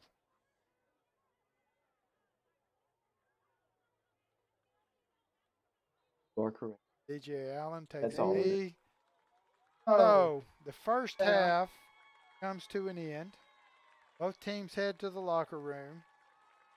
I'd kind of like to be in on some of those conversations going in there to see what kind of adjustments we could look for. But I'm sure it'll be interesting. A hard-fought first half for 21 for the Bears, 6 for the Cardinals, but much closer actually than that score. Well, I can tell you in that second half, like you'd said before about the White Oak game against the Bears, how the Bears got active toward later in the game. Something happened with those Cardinals. Their feathers got raveled. And, yeah. So we're going to let y'all watch the bands perform, and we'll take a little break here, but we'll be back to start the second half and see what kind of adjustments both teams make, and I'm hoping it's going to be as interesting as the first half.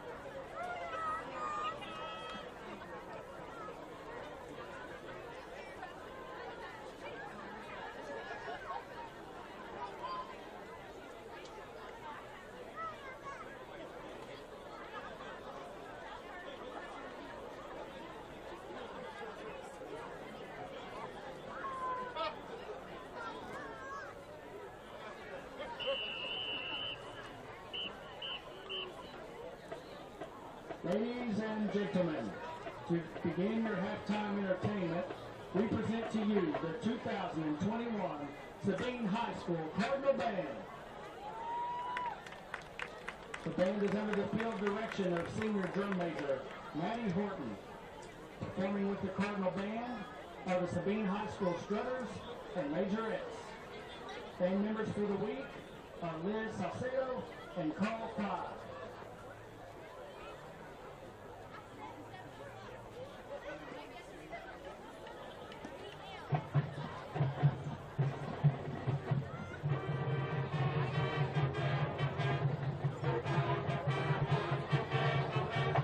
To begin your halftime entertainment, we have our Sabine High School Strutters.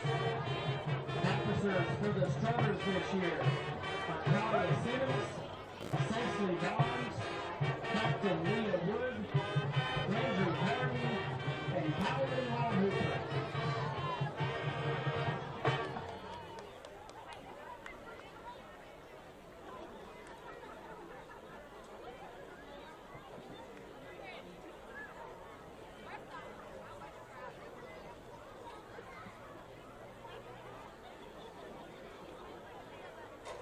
The Strutters will now perform a jazz routine to the Jonas Brothers hit, Sucker.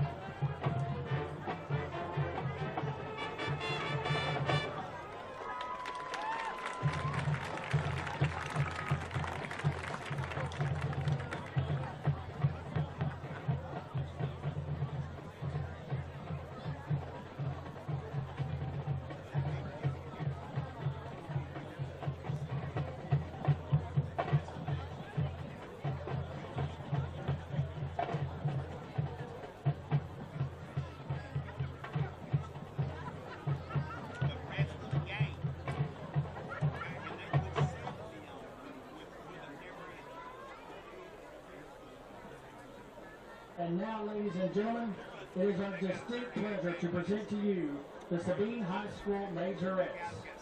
The Majorettes for the band are Avery Johnson, Alyssa Whitaker, Kenneth Stutzman, Brooklyn Maxwell, Brooke Powell, Haley Garrett, and Emma Logan. This week, the band will feature the Majorettes on a two-baton routine to the hit theme from Austin Powers, Soul Bossa Nova.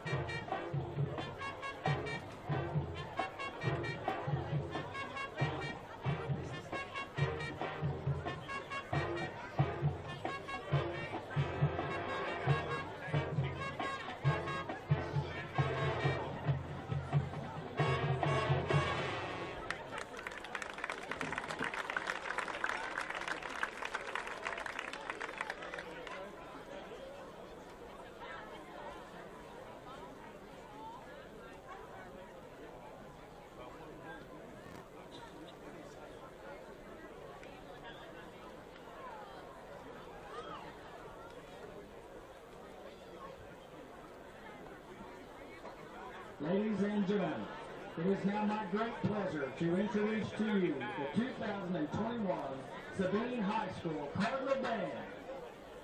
Tonight, the band will perform a portion of their UIL contest drill.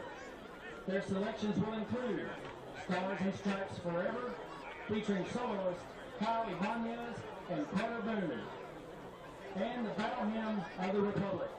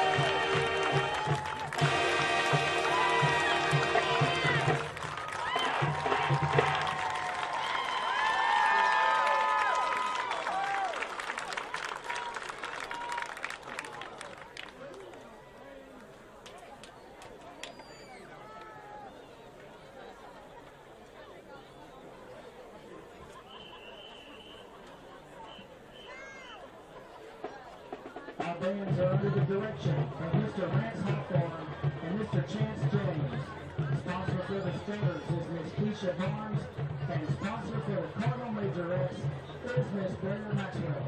Ladies and gentlemen, the Sabine Stringers, the Majorettes, and the Sabine High School Cardinal Band.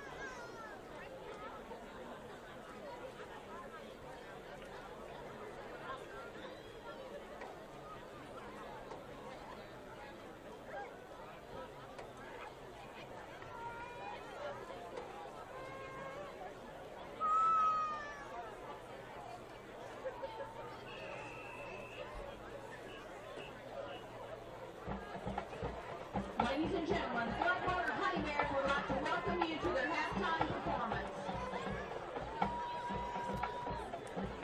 The Honey Bears have worked tirelessly this summer to perfect their tradition of precision, beauty, and excellence.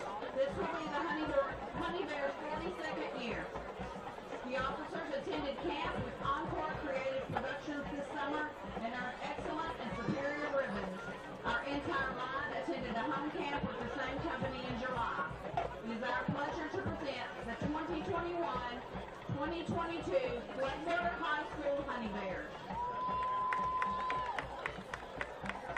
Leading the Honey Bears onto the field are Lieutenant Emma Langford, Lieutenant Lindsay Starkey, First Lieutenant Caitlin Moses, and in the middle, your captains, Avery Glarborg and Ryan Hightower. Line Sergeant is Tamaya Miles. This year they are helped by Social Officers Lindsay Robertson, Zandria Taiski, Sunny Wade, Co-Heads Lexi Betts, and Keasia Garland.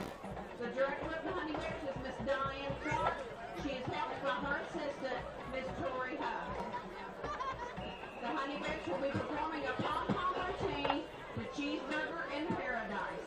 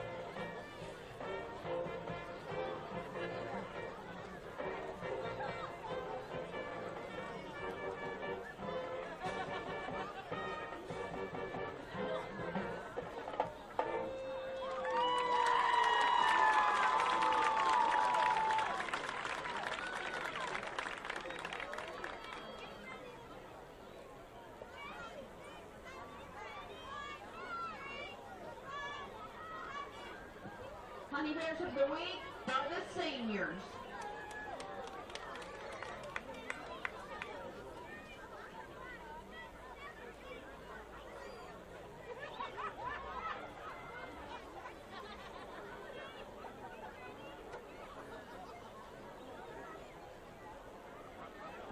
Ladies and gentlemen, at this time we would like to recognize our senior Honey Bears. These young ladies have worked so hard during their time in Honey Bears. We would like to start out tonight with two young ladies that help every morning and during every game, our two managers. First, we would like to introduce Angelina Howard. Angelina is being escorted on the field tonight by her mom, Natasha Davenport, and stepdad, Michael Cooler. She is our senior manager. She plans on going to a 2-year trade school to get a degree in business and marketing.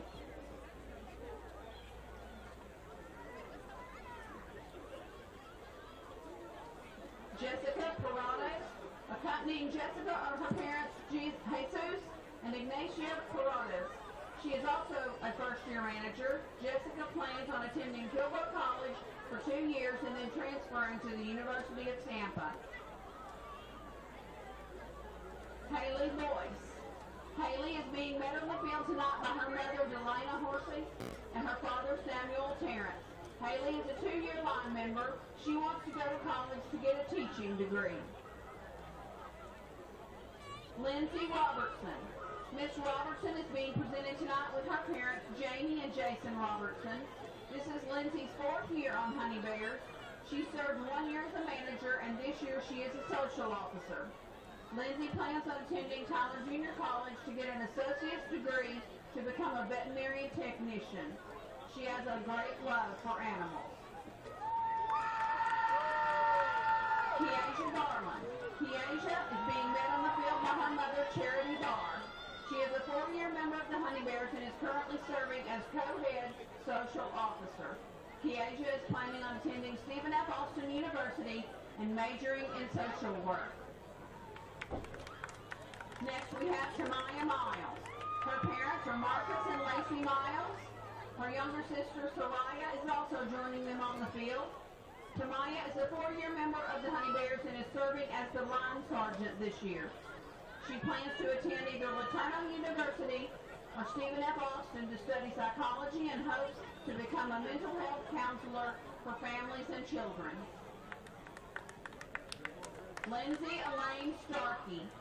Lindsay's parents are Emily and Buddy Starkey. Lindsay has been on the drill team for 4 years. She has served as a lieutenant for the last 2 years. Lindsay wants to further her education at Stephen F. Austin University to become a high school English teacher and dance teacher. Caitlin Moses. Caitlin is being met on the field by her parents, Stephen and Stacy Moses.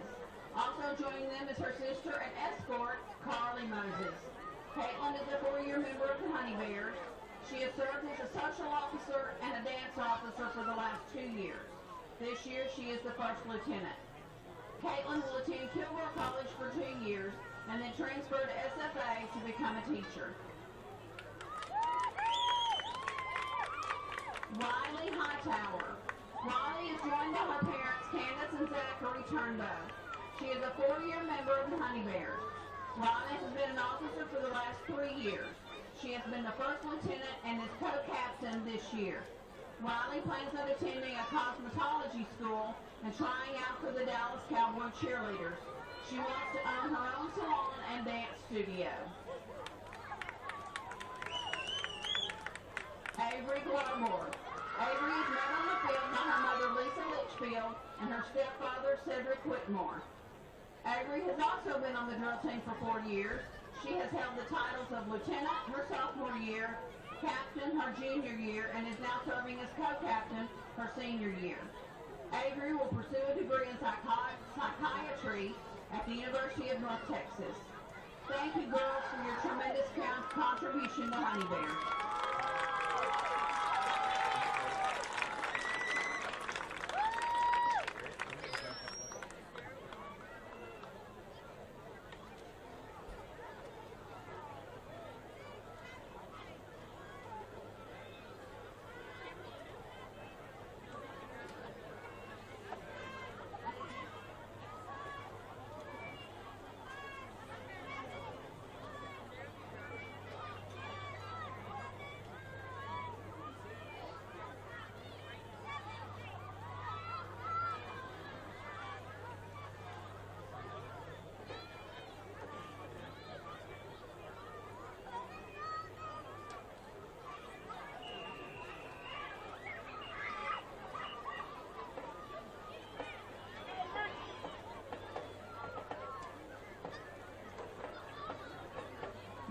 Ladies and gentlemen, we will continue our halftime performance with the GHS flag line.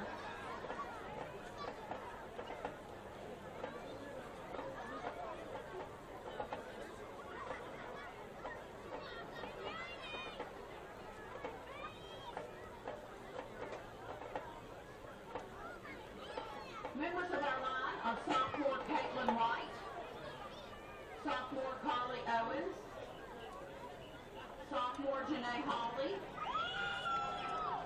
senior Nikki Campbell.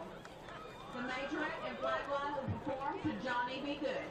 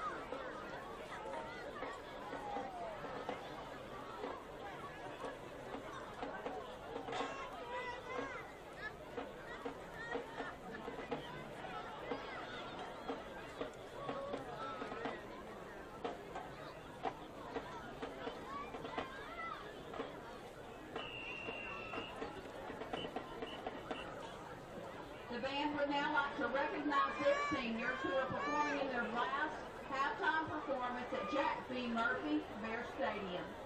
We would like to honor them for all their years of hard work and dedication to the GISD band program. Seniors, please step forward when your name is called. Riley Crane. Riley is unable to be with us tonight. He is the son of Neil and Rita Crane. He plays the trombone and has been in the Gladewater High School band for 7 years. Jonathan Aragwin. Jonathan is the son of Jose and Celeste Aragwin, who are standing with him this evening.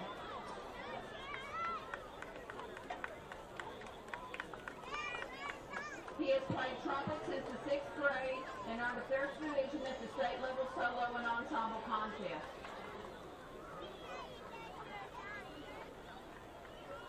Nikki Campbell. Nikki is the daughter of Curtis and the late Robbie Campbell. Standing with her tonight are her father, her stepmother Megan Campbell, her brother Dakota Campbell, her two sisters Sophia and Chandler Campbell, and her sister-in-law Becca Taylor, and her nephew Austin Taylor. Nikki has been a part of our band since 9th grade. She plays the trumpet and is a member of the flag line.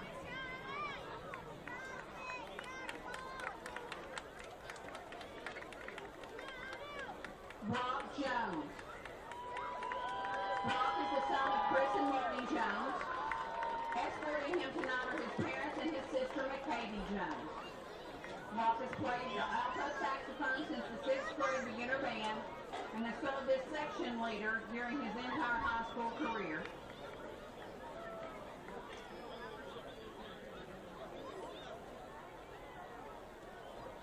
Antonio Minibar.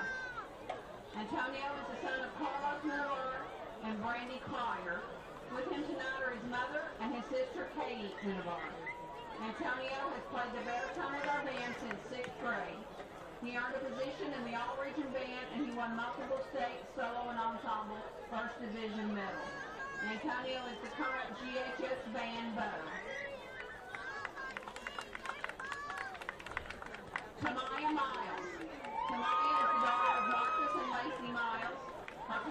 her little sister Soraya are accompanying her tonight.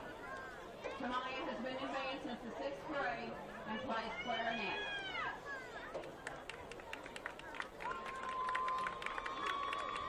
Peyton Morgan. Peyton is the daughter of Ross and Jocelyn Morgan, who are standing with her this evening.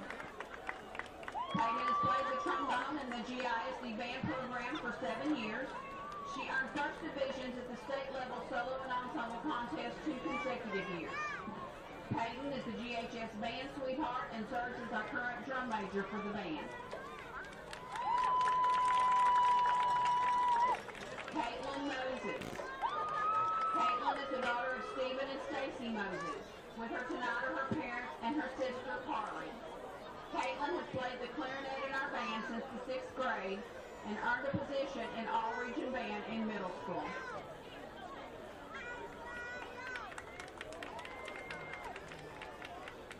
Amina Rojas. Amina is the daughter of Jose and Maria Rojas, who are escorting her this evening. Amina has been in Gladewater band since the 6th grade and is the flute section leader.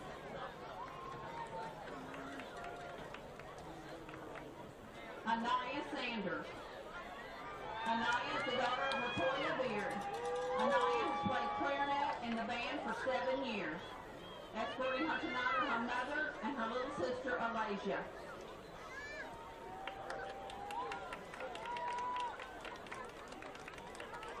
Katie Sisk. Katie is the daughter of Richard and Shannon Sisk. She has played the clarinet in our band program since 6th grade. Standing with her tonight are her mother, her father, and her brother Colin.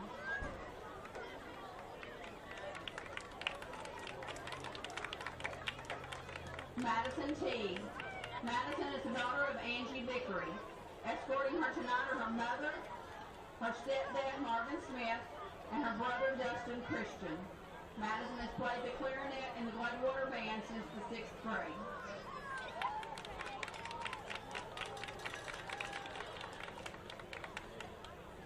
Ryan Van Houten.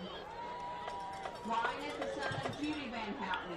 He is the percussion section leader and has played in our band since 6th grade. With him tonight are his mother and his grandmother, Patricia Applegate. Kimberly Veit. Kimberly is the daughter of Nonomi and David Veit. She is escorted by her parents.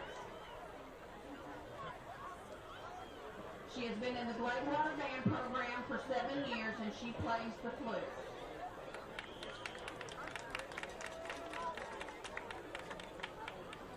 Seniors, Mr. Smith and the rest of the band staff, thank you for your hard work and dedication and time during the GHS band. Ladies and gentlemen, on behalf of Gladewater ISD, we thank you for your kind attention this evening. Let's give our seniors a big round of applause.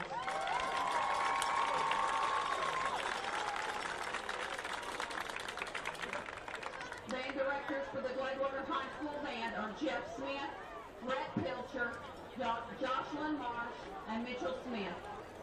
Twirler and flagline sponsor is Miss Jamie Cook. GHS principal is Mr. Derek Floyd, and the GISD superintendent is Dr. Cedric Clark.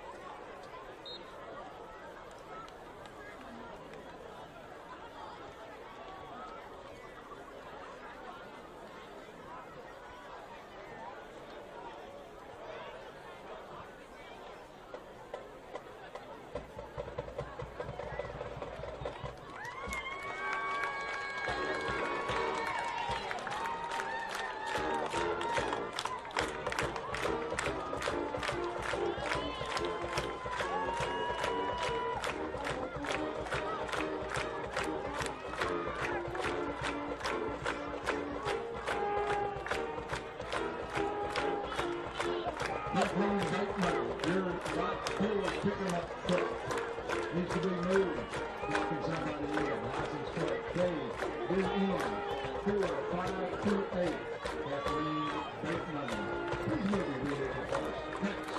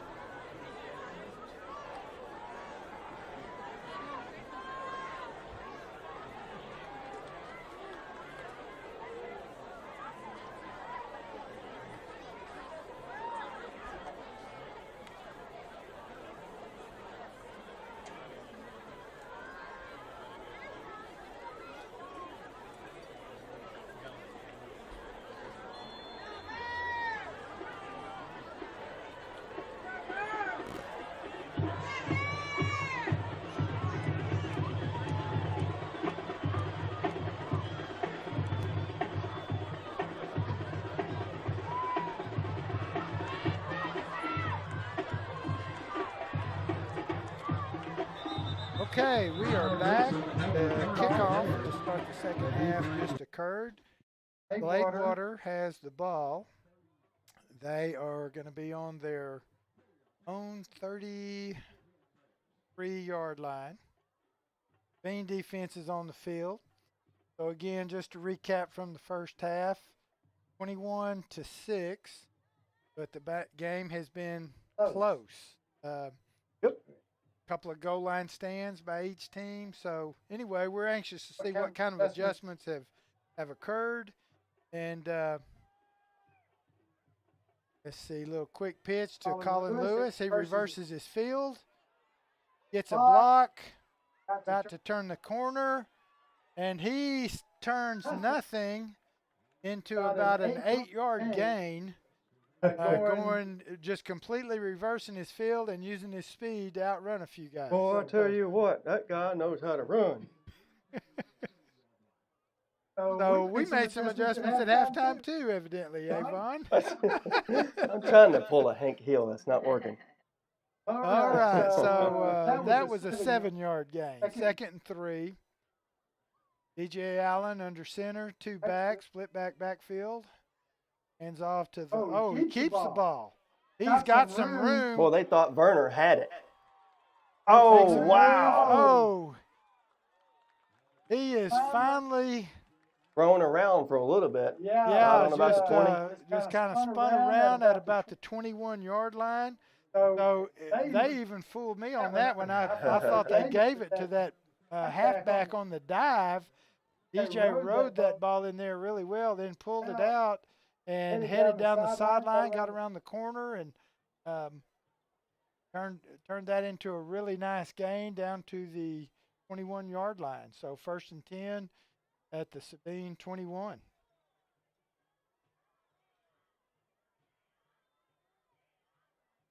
Okay, Bears in the I formation. 10 seconds.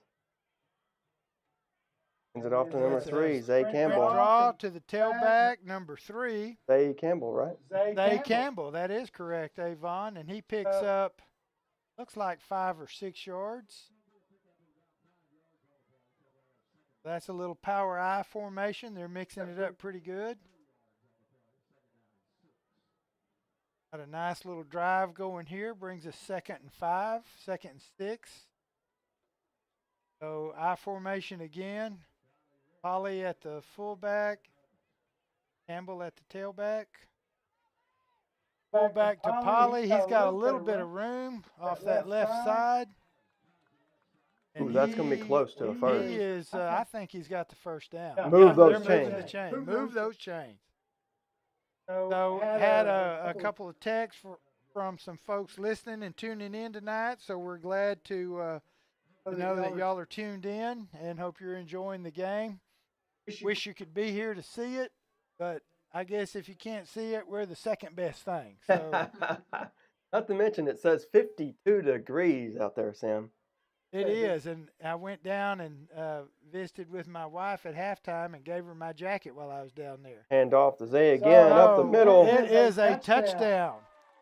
So they run the tailback behind the fullback on a lead, and he goes in untouched.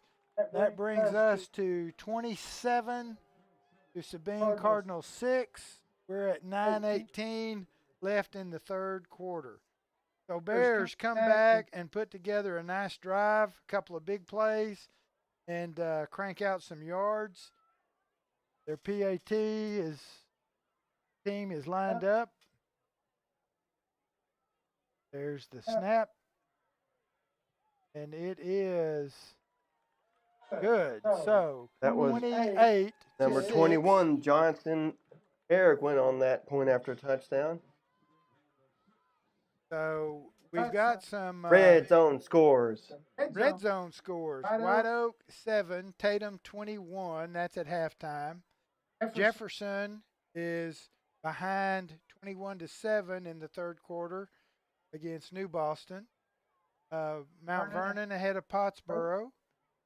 Malakoff beating Kemp 45-0. West Rusk and Grand Saline 21 for West Rusk, 13 for Grand Saline. West Rusk having a really good year. Group over Quitman 21-6. Harmony over Arp 20-17.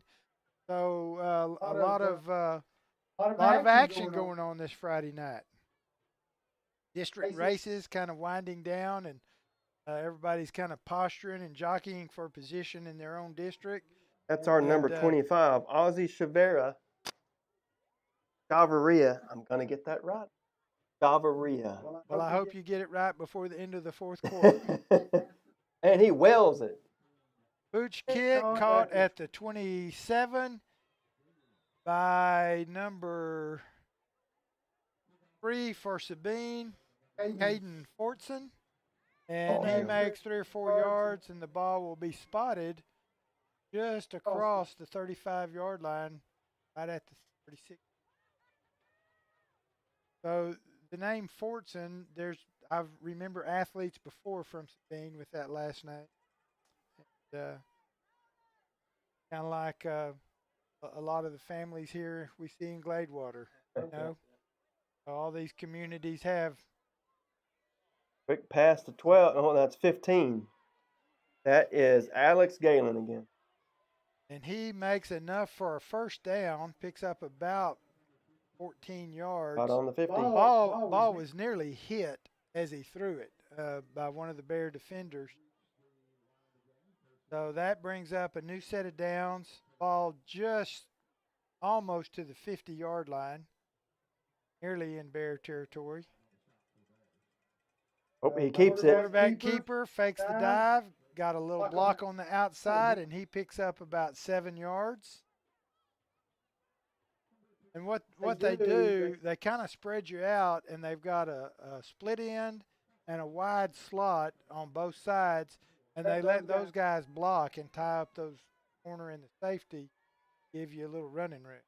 Throws it again to 15. Pass, 15, and Eli Cates is there along with, I believe, Callan Castles. So they bring him down. It'll bring up actually a loss of a yard on that play. It'll be 3rd and I'm going to call it 6. 3rd and 6. So still going with no huddle. They got one wide receiver at the top, 3 receivers over on the right side at the bottom of your screen, no backs in the backfield. Oh. He's under pressure. Someone's got him. And they get him this time. That was number 12, and I believe number 54, Davion Woods, grabbed him initially. And Zay Campbell was there, too. He's getting up off the bottom of that pile. So that's one of the goals we talked about at halftime would be to contain the quarterback, put a little more pressure on him on the passing downs. That would certainly help their calls on defense for the Bear side. 4th and 7. So we've got 2 ends split wide outside the numbers. One slot back at the hash up at the top, one on the numbers. So a passing down formation. Definitely throwing it. And he throws it wide. His intended target was 15, Alex Galen. so that will take us over on downs. Bears will take over at the 47-yard line, 1st and 10.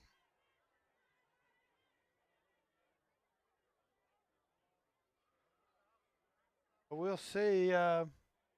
We started that second half well with a drive. We'll see what drive number 2 of half number 2 turns out to be. It has definitely been a very exciting game. There have been some heck of a plays. I'm very excited to see what it's going to look like tonight on the red zone since we're their play game of the week. Hands it off to Werner. Werner is in the ball game. He gets the dive to the left side. And the other back is number 10, I believe. That is Zach Polanco, and as the 2 running backs for this series. Michelle said she's going to go ahead and call it. That play of the night would be number 13, Tyrone Maddox, when he ran it back for essentially 199 whatever yards. That was a great play.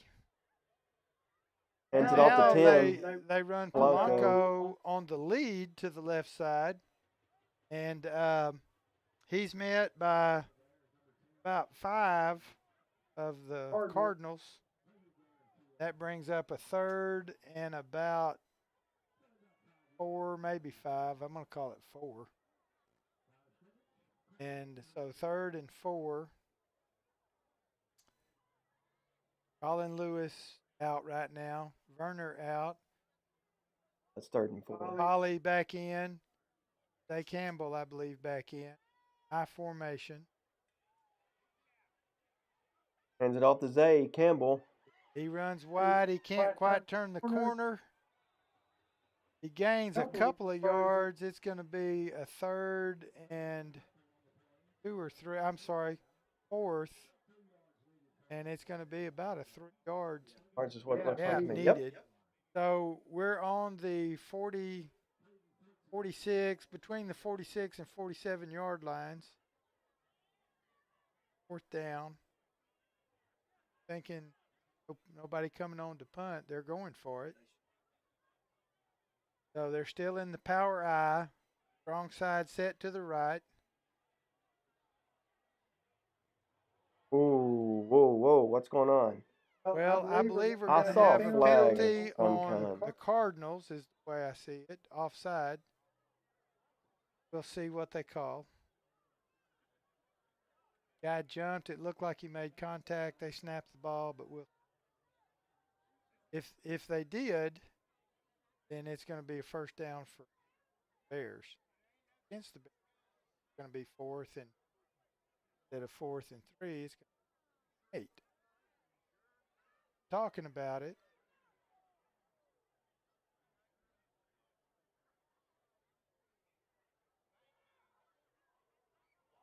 Offsides on the Bears is what it They're looks like. calling that on the Bears. None of the Bears like it. The Bear coaches. Well, I don't know if y'all can hear the fans or not. Good I haven't gravy. heard the fans boo all night. Oh, but that's not true. Don't you remember that other one Oh, where yeah, DJ okay. Allen took off? Only once. Second round of boos tonight. BOOS. Boos. Yes. So Coach Levere's having words with him. Let's see what they're going to do. I don't think it's going to change. It's going to be 4th and 8.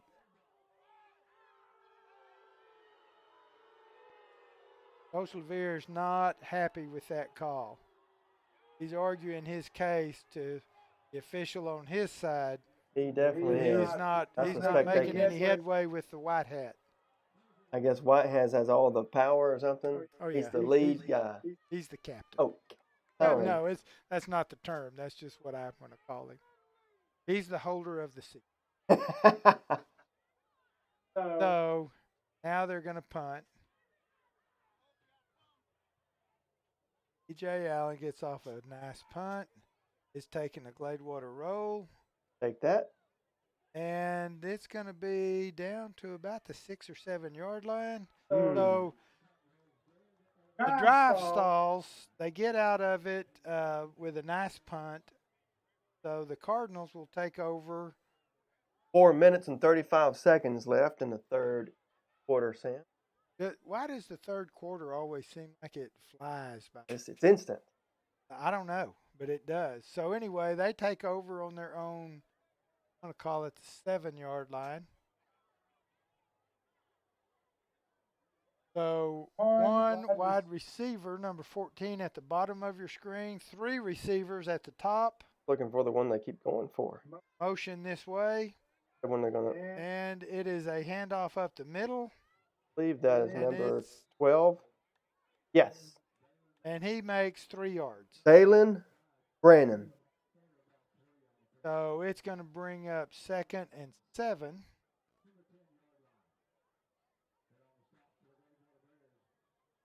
So again, same formation. 3 wide receivers at the top of your screen. 1 wide receiver standing about the 10-yard line. Pass, and it's thrown a little high. Number 14 was the target. Aiden Harden. And so that's going to bring up 3rd and 7.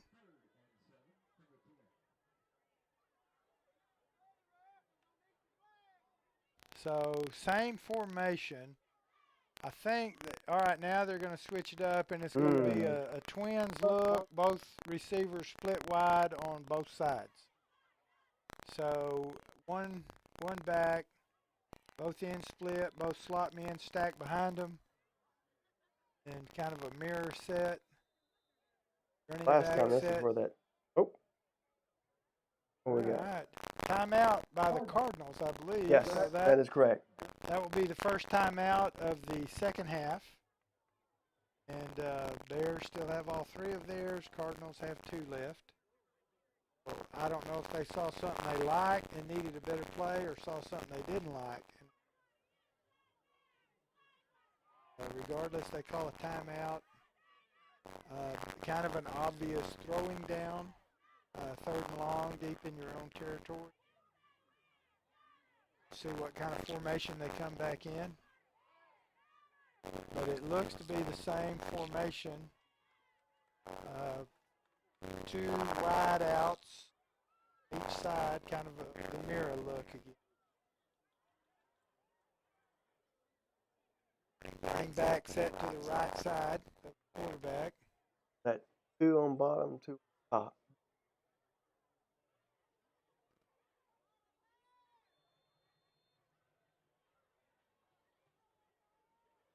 So it is a pass, and he's throwing to the running back. Missed that one. Coming up the middle, but good coverage by one of the Gladewater Bears. It looks like it was number 5. That is Frank Sierra. Frank with good coverage in the defensive backfield. He sees the play, reads it well. And that brings up a 4th and 7. Got a fake. Down here, not often. Ooh, what is going on? That is crazy. Partial block. No. Sam, we touched it, then we lost it. Yes. So I believe that is. It's going to be where there's partially blocked. Let's see what they call. I believe that was number 15. Gonna make that player get away. Dan Alvarez, they're trying to pick that ball up. Let me guess. Sometimes it's better not to touch it. Yeah. There's variables in there.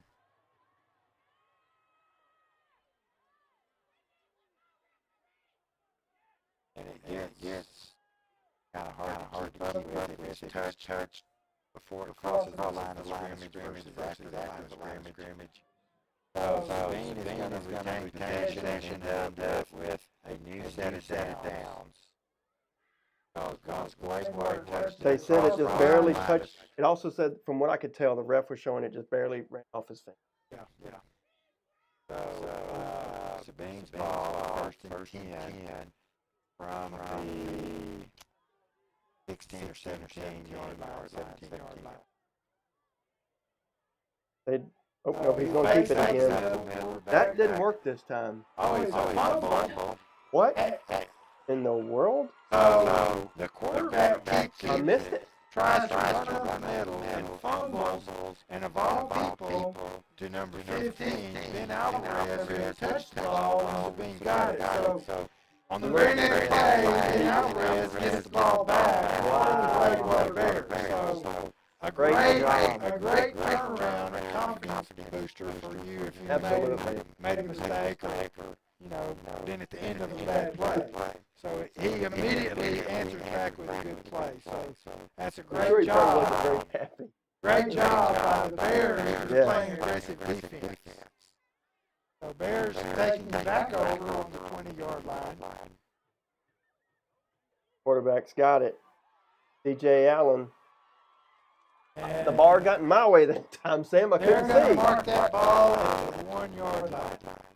Quarter of an inch. So DJ Allen fakes the dive, keeps the ball, heads around the left end, and he is, I think they're going to spot it inside the 1-yard line.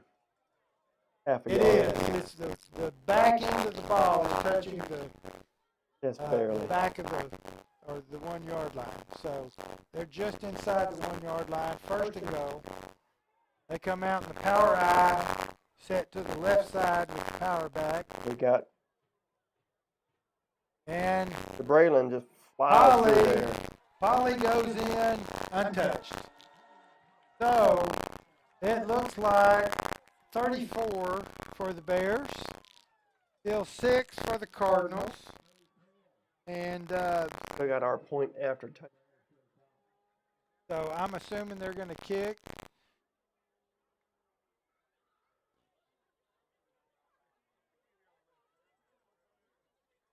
I'm going to give you another chance to tell us who the kicker is. Well, I love to give him props whenever he's doing such a great job. He is. He's been very consistent. Even though he's gotten real close to being blocked. They're number 7. That guy is lightning. So close again. Look at that. He is. He's got wheels. So 35-6. That was it again. Number 21, Jonathan Arguin.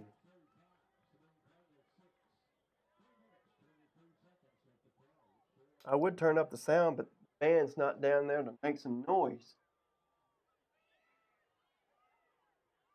They're getting a little break. So that brings us to 35-6. There's 3:23.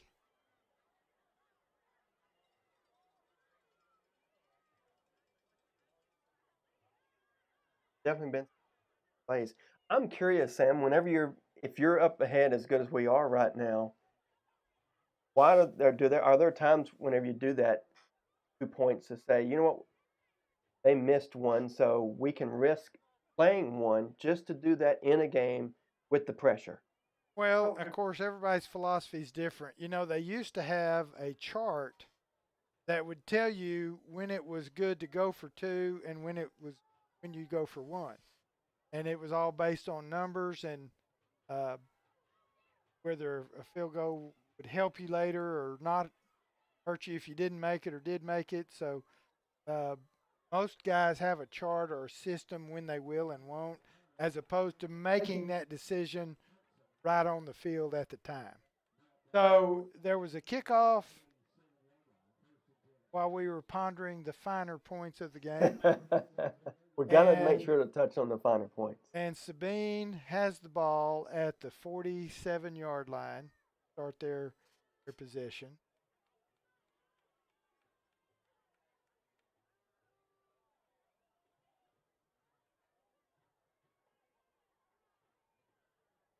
Keeps it again, number 7. And he makes, I'm going to call it 3 yards.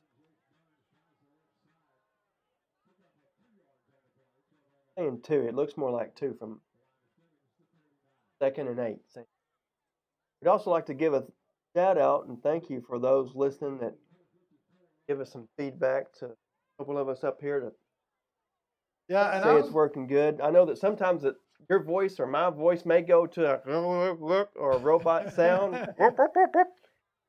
You know, I've found out that just seems to be part of the software making it do that.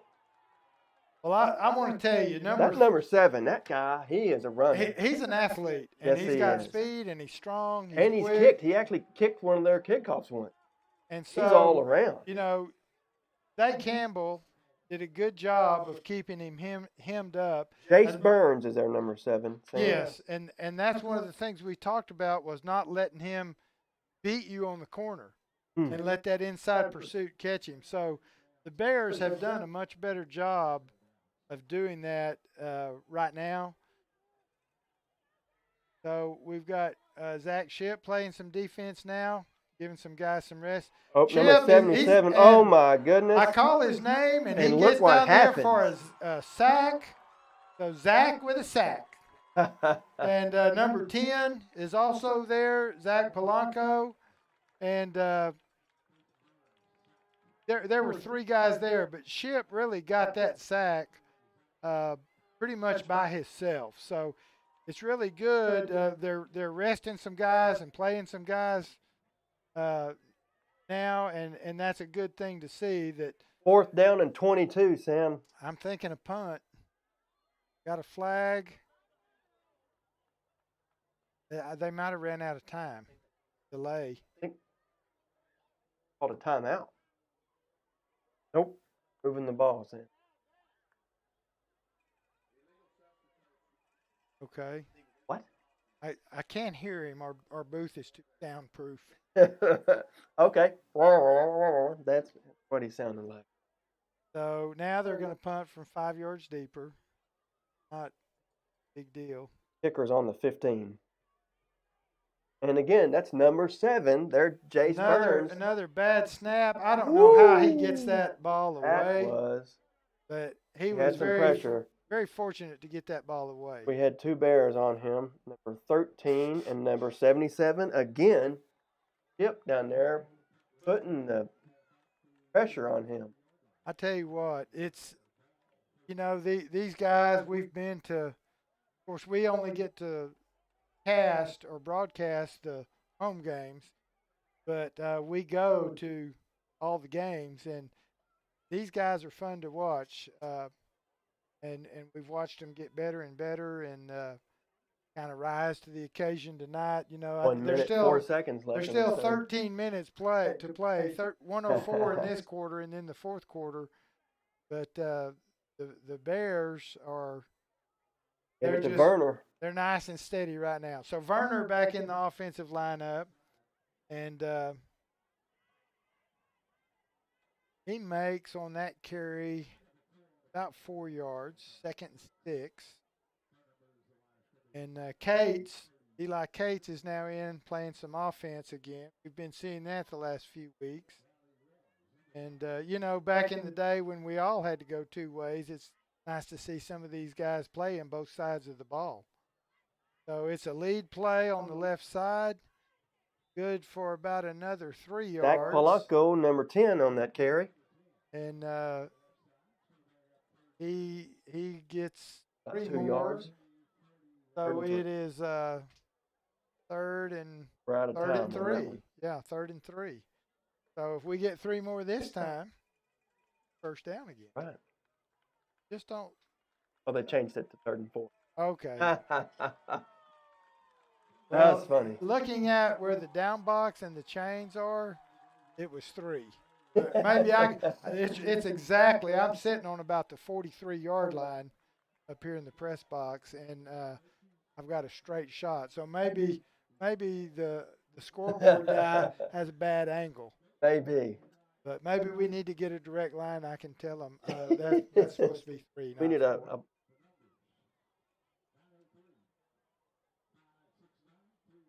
But the voice of the Bears for the PA system is Mike Baldridge, and he does a very good job of Yes, he doing does. that.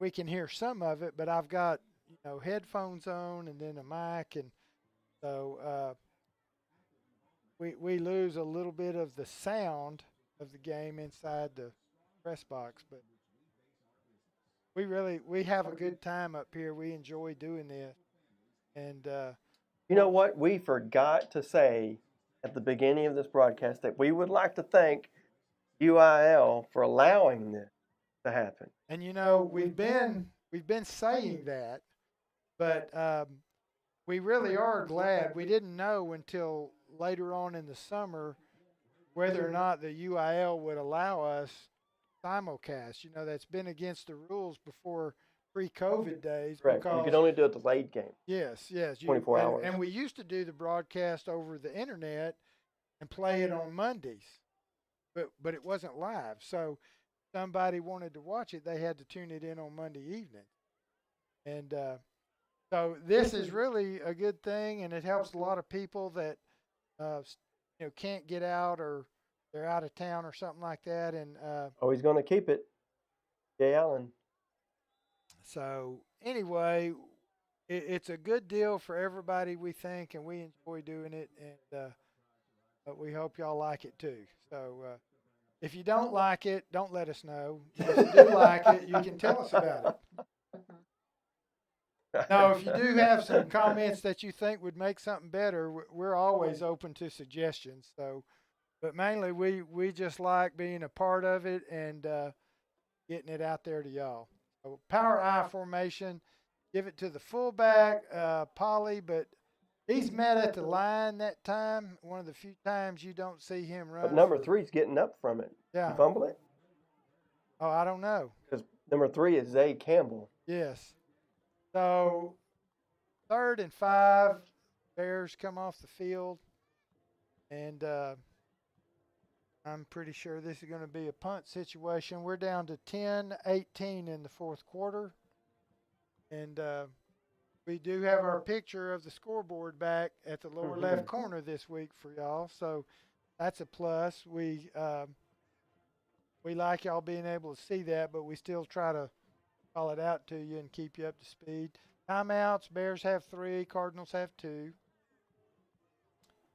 Now we're split backs, and DJ Allen fakes the quick pitch. That looks like a move the chains. That is a move the chains. So first down.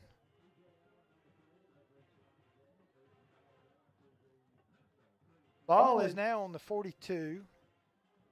And I'm assuming unless they have to throw, the Bears may grind it out on the ground for a while and burn some clock, and as long as they can keep moving the ball. So split backs again.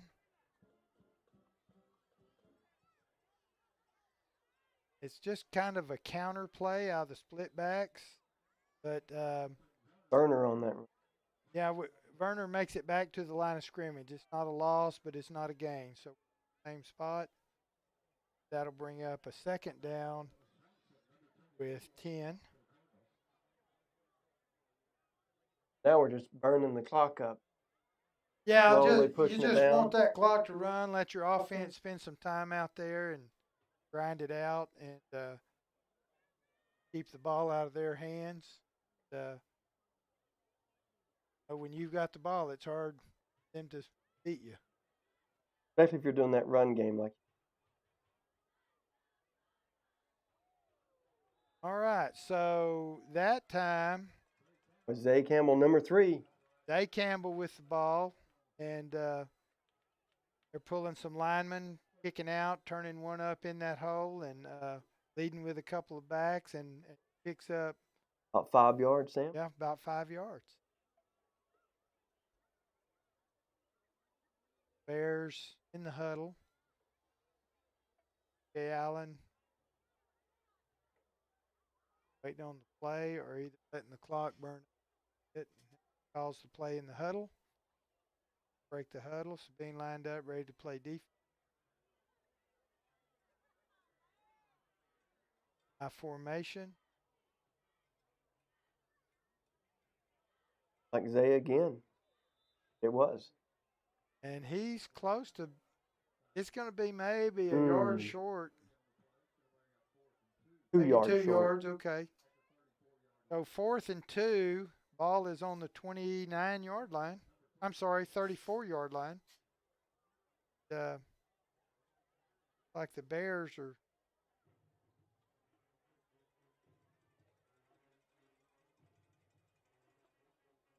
So when we get in that 2 tight end high Polly in formation, there. there's about 12 in the box there. So they're geared up to stop that run.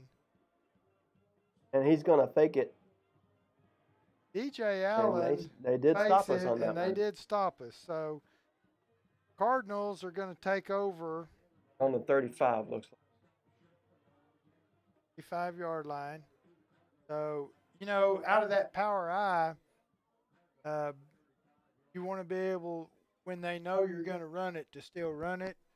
And Sabine did a good job of shutting it down. We made a few yards, but they forced a turnover On downs, on they a did. stop, on 4th down. So they're still playing hard.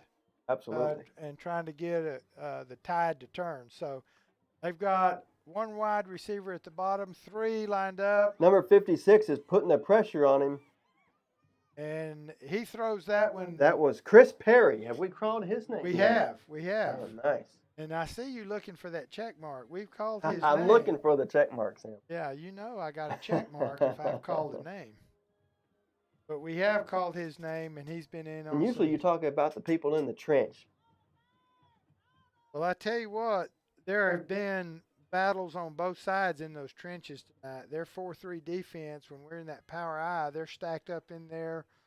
4 linebackers, 4 defensive linemen, 3 linebackers, and corners rolled up tight, and 2 safeties.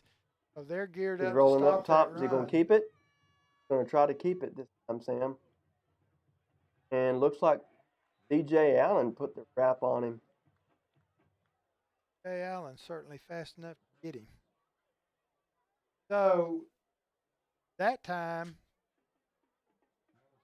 Burns carries the ball himself, goes to his right, and picks up. Well, it's going to be 3rd and 6. We picked up a couple. Now they have 2 slots, split wide, 2 in, split wide, back. Throw is completed, and it is completed to number 15. Question is they're going to put it on the line. And it's on going the to be a 45. first down. Yeah, And, they're they moving moved the chains. So Alex Gallion, I'm say his name.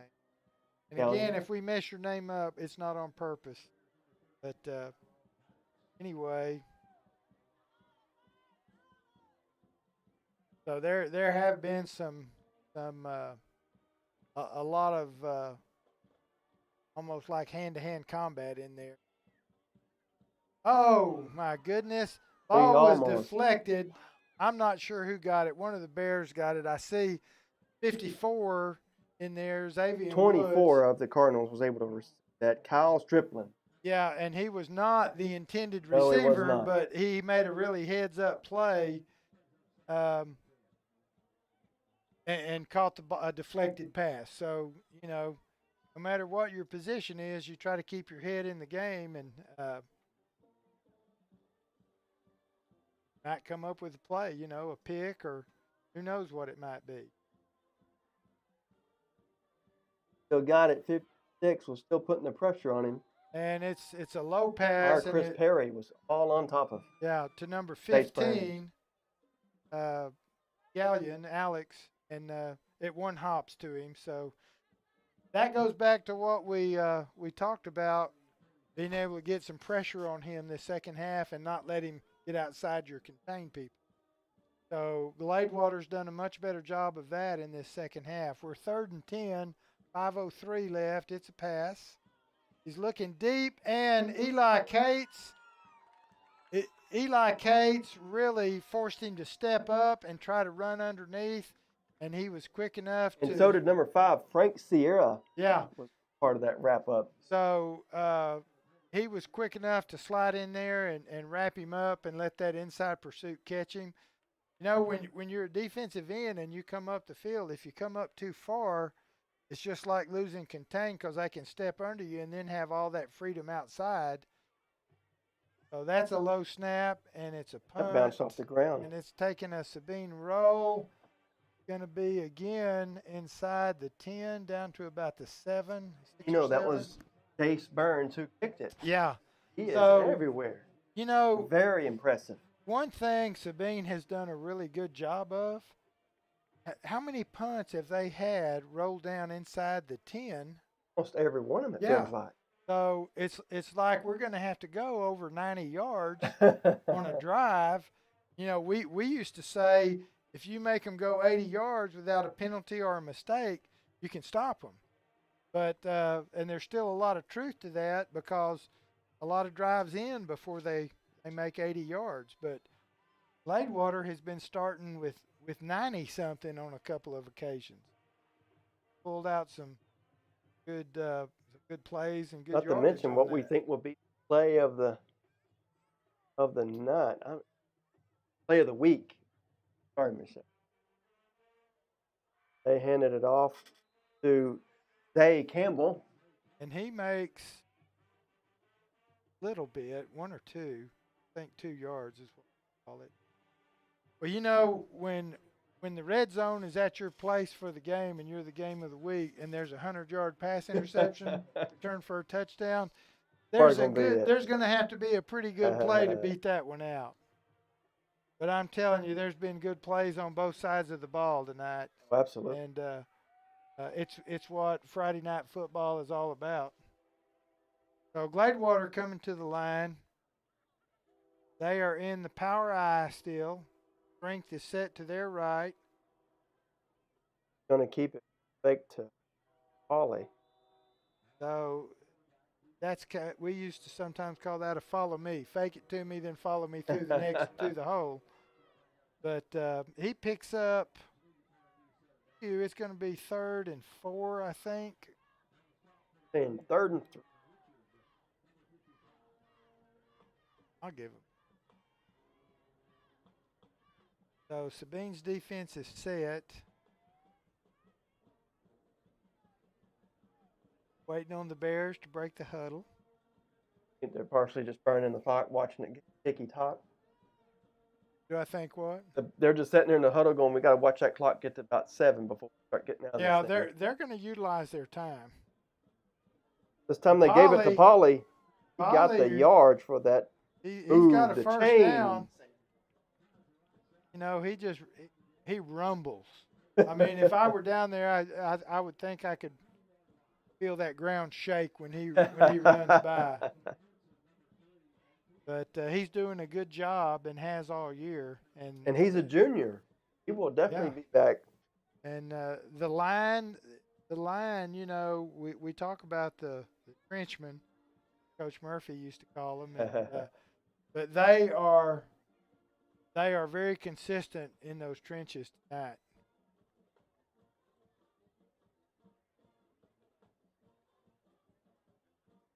Yeah, they're burning that clock up, saying we're just about to 2 minutes. Number 3, Zay Campbell going toward the top. He runs a little while, bounces it outside, and he does a really good job of tucking in behind his blockers. Does. That's the key. And then big guys in front of you and let them move. And then he waits till there's a little opening, crease on either side, and he squirts through there. So that's going to bring up a 2nd and 3. And, you know, when I look down to the south end for the play clock, I also get a reflection of the one from the other end. So, that's right. All these double glasses. Yeah, when it's on 10, it's like the reflection's 01. It's kind of crazy. I got to make sure which one I look at. Polly again, look at him. Goodness. Big spin move there. You know, he's got a decent spin move. We've seen it a few times. And a guy hit him down low at his ankles, which is probably where I would try to get him. And he just kind of spun around him and made about 3 more yards. So good move. Almost like we saw from Colin Lewis whenever he made the major play, ran down the line closest to us. They almost caught him. He started high stepping away from them. Yeah. That clock is So burning we're down Sam. to 41 seconds. This probably be our last play. Play clock still got 10 seconds on it. He just downed it. Take a knee. That's going to game. And that's going to be the game. So Bears fans starting to celebrate. So the final score, Bears 35, Cardinals 6. And just a big build-up for the season. They've got the water cooler after Coach Levere, and he's getting the water. So I'm telling you, that's certainly a good sight for me to see. Who was that? What's that number? 53. 53. Charles Marsh got the water container and doused him. Well, well deserved. I will say that. So now we can officially, or do we have to wait? Wait a week to say district? No, because we are the district champs. Undefeated district champions. With a undefeated district record. And now the interesting game. The interesting game will be Sabine and Tatum next week. Yes, it will be. I'm not sure where they play. I'll have to look that up. But that might be on the red zone if they've got the week 10 schedule up there. But anyway, a great night for the Bears. The good thing for Sabine tonight is that they've got another district game to focus on, so they won't. I don't think they'll get to, for lack of a better term, mourn the loss very long because they've got another good team that's beatable, and they could finish up in a very good spot as the number 2 seed. Absolutely. So good job on their season so far. We certainly wish them the best, and Bears will get a much-needed week off next week, and the playoff picture will shape up, and we'll know within a week of who plays and where they play and that kind of stuff. So we thank each one of y'all for tuning in. We thank the UIL for letting us have another opportunity to live stream, and we hope you all have a safe weekend and enjoy the third season that's fixing to start, which is the playoff season. Thanks again for Avon and Michelle for making all this happen. That's Sam.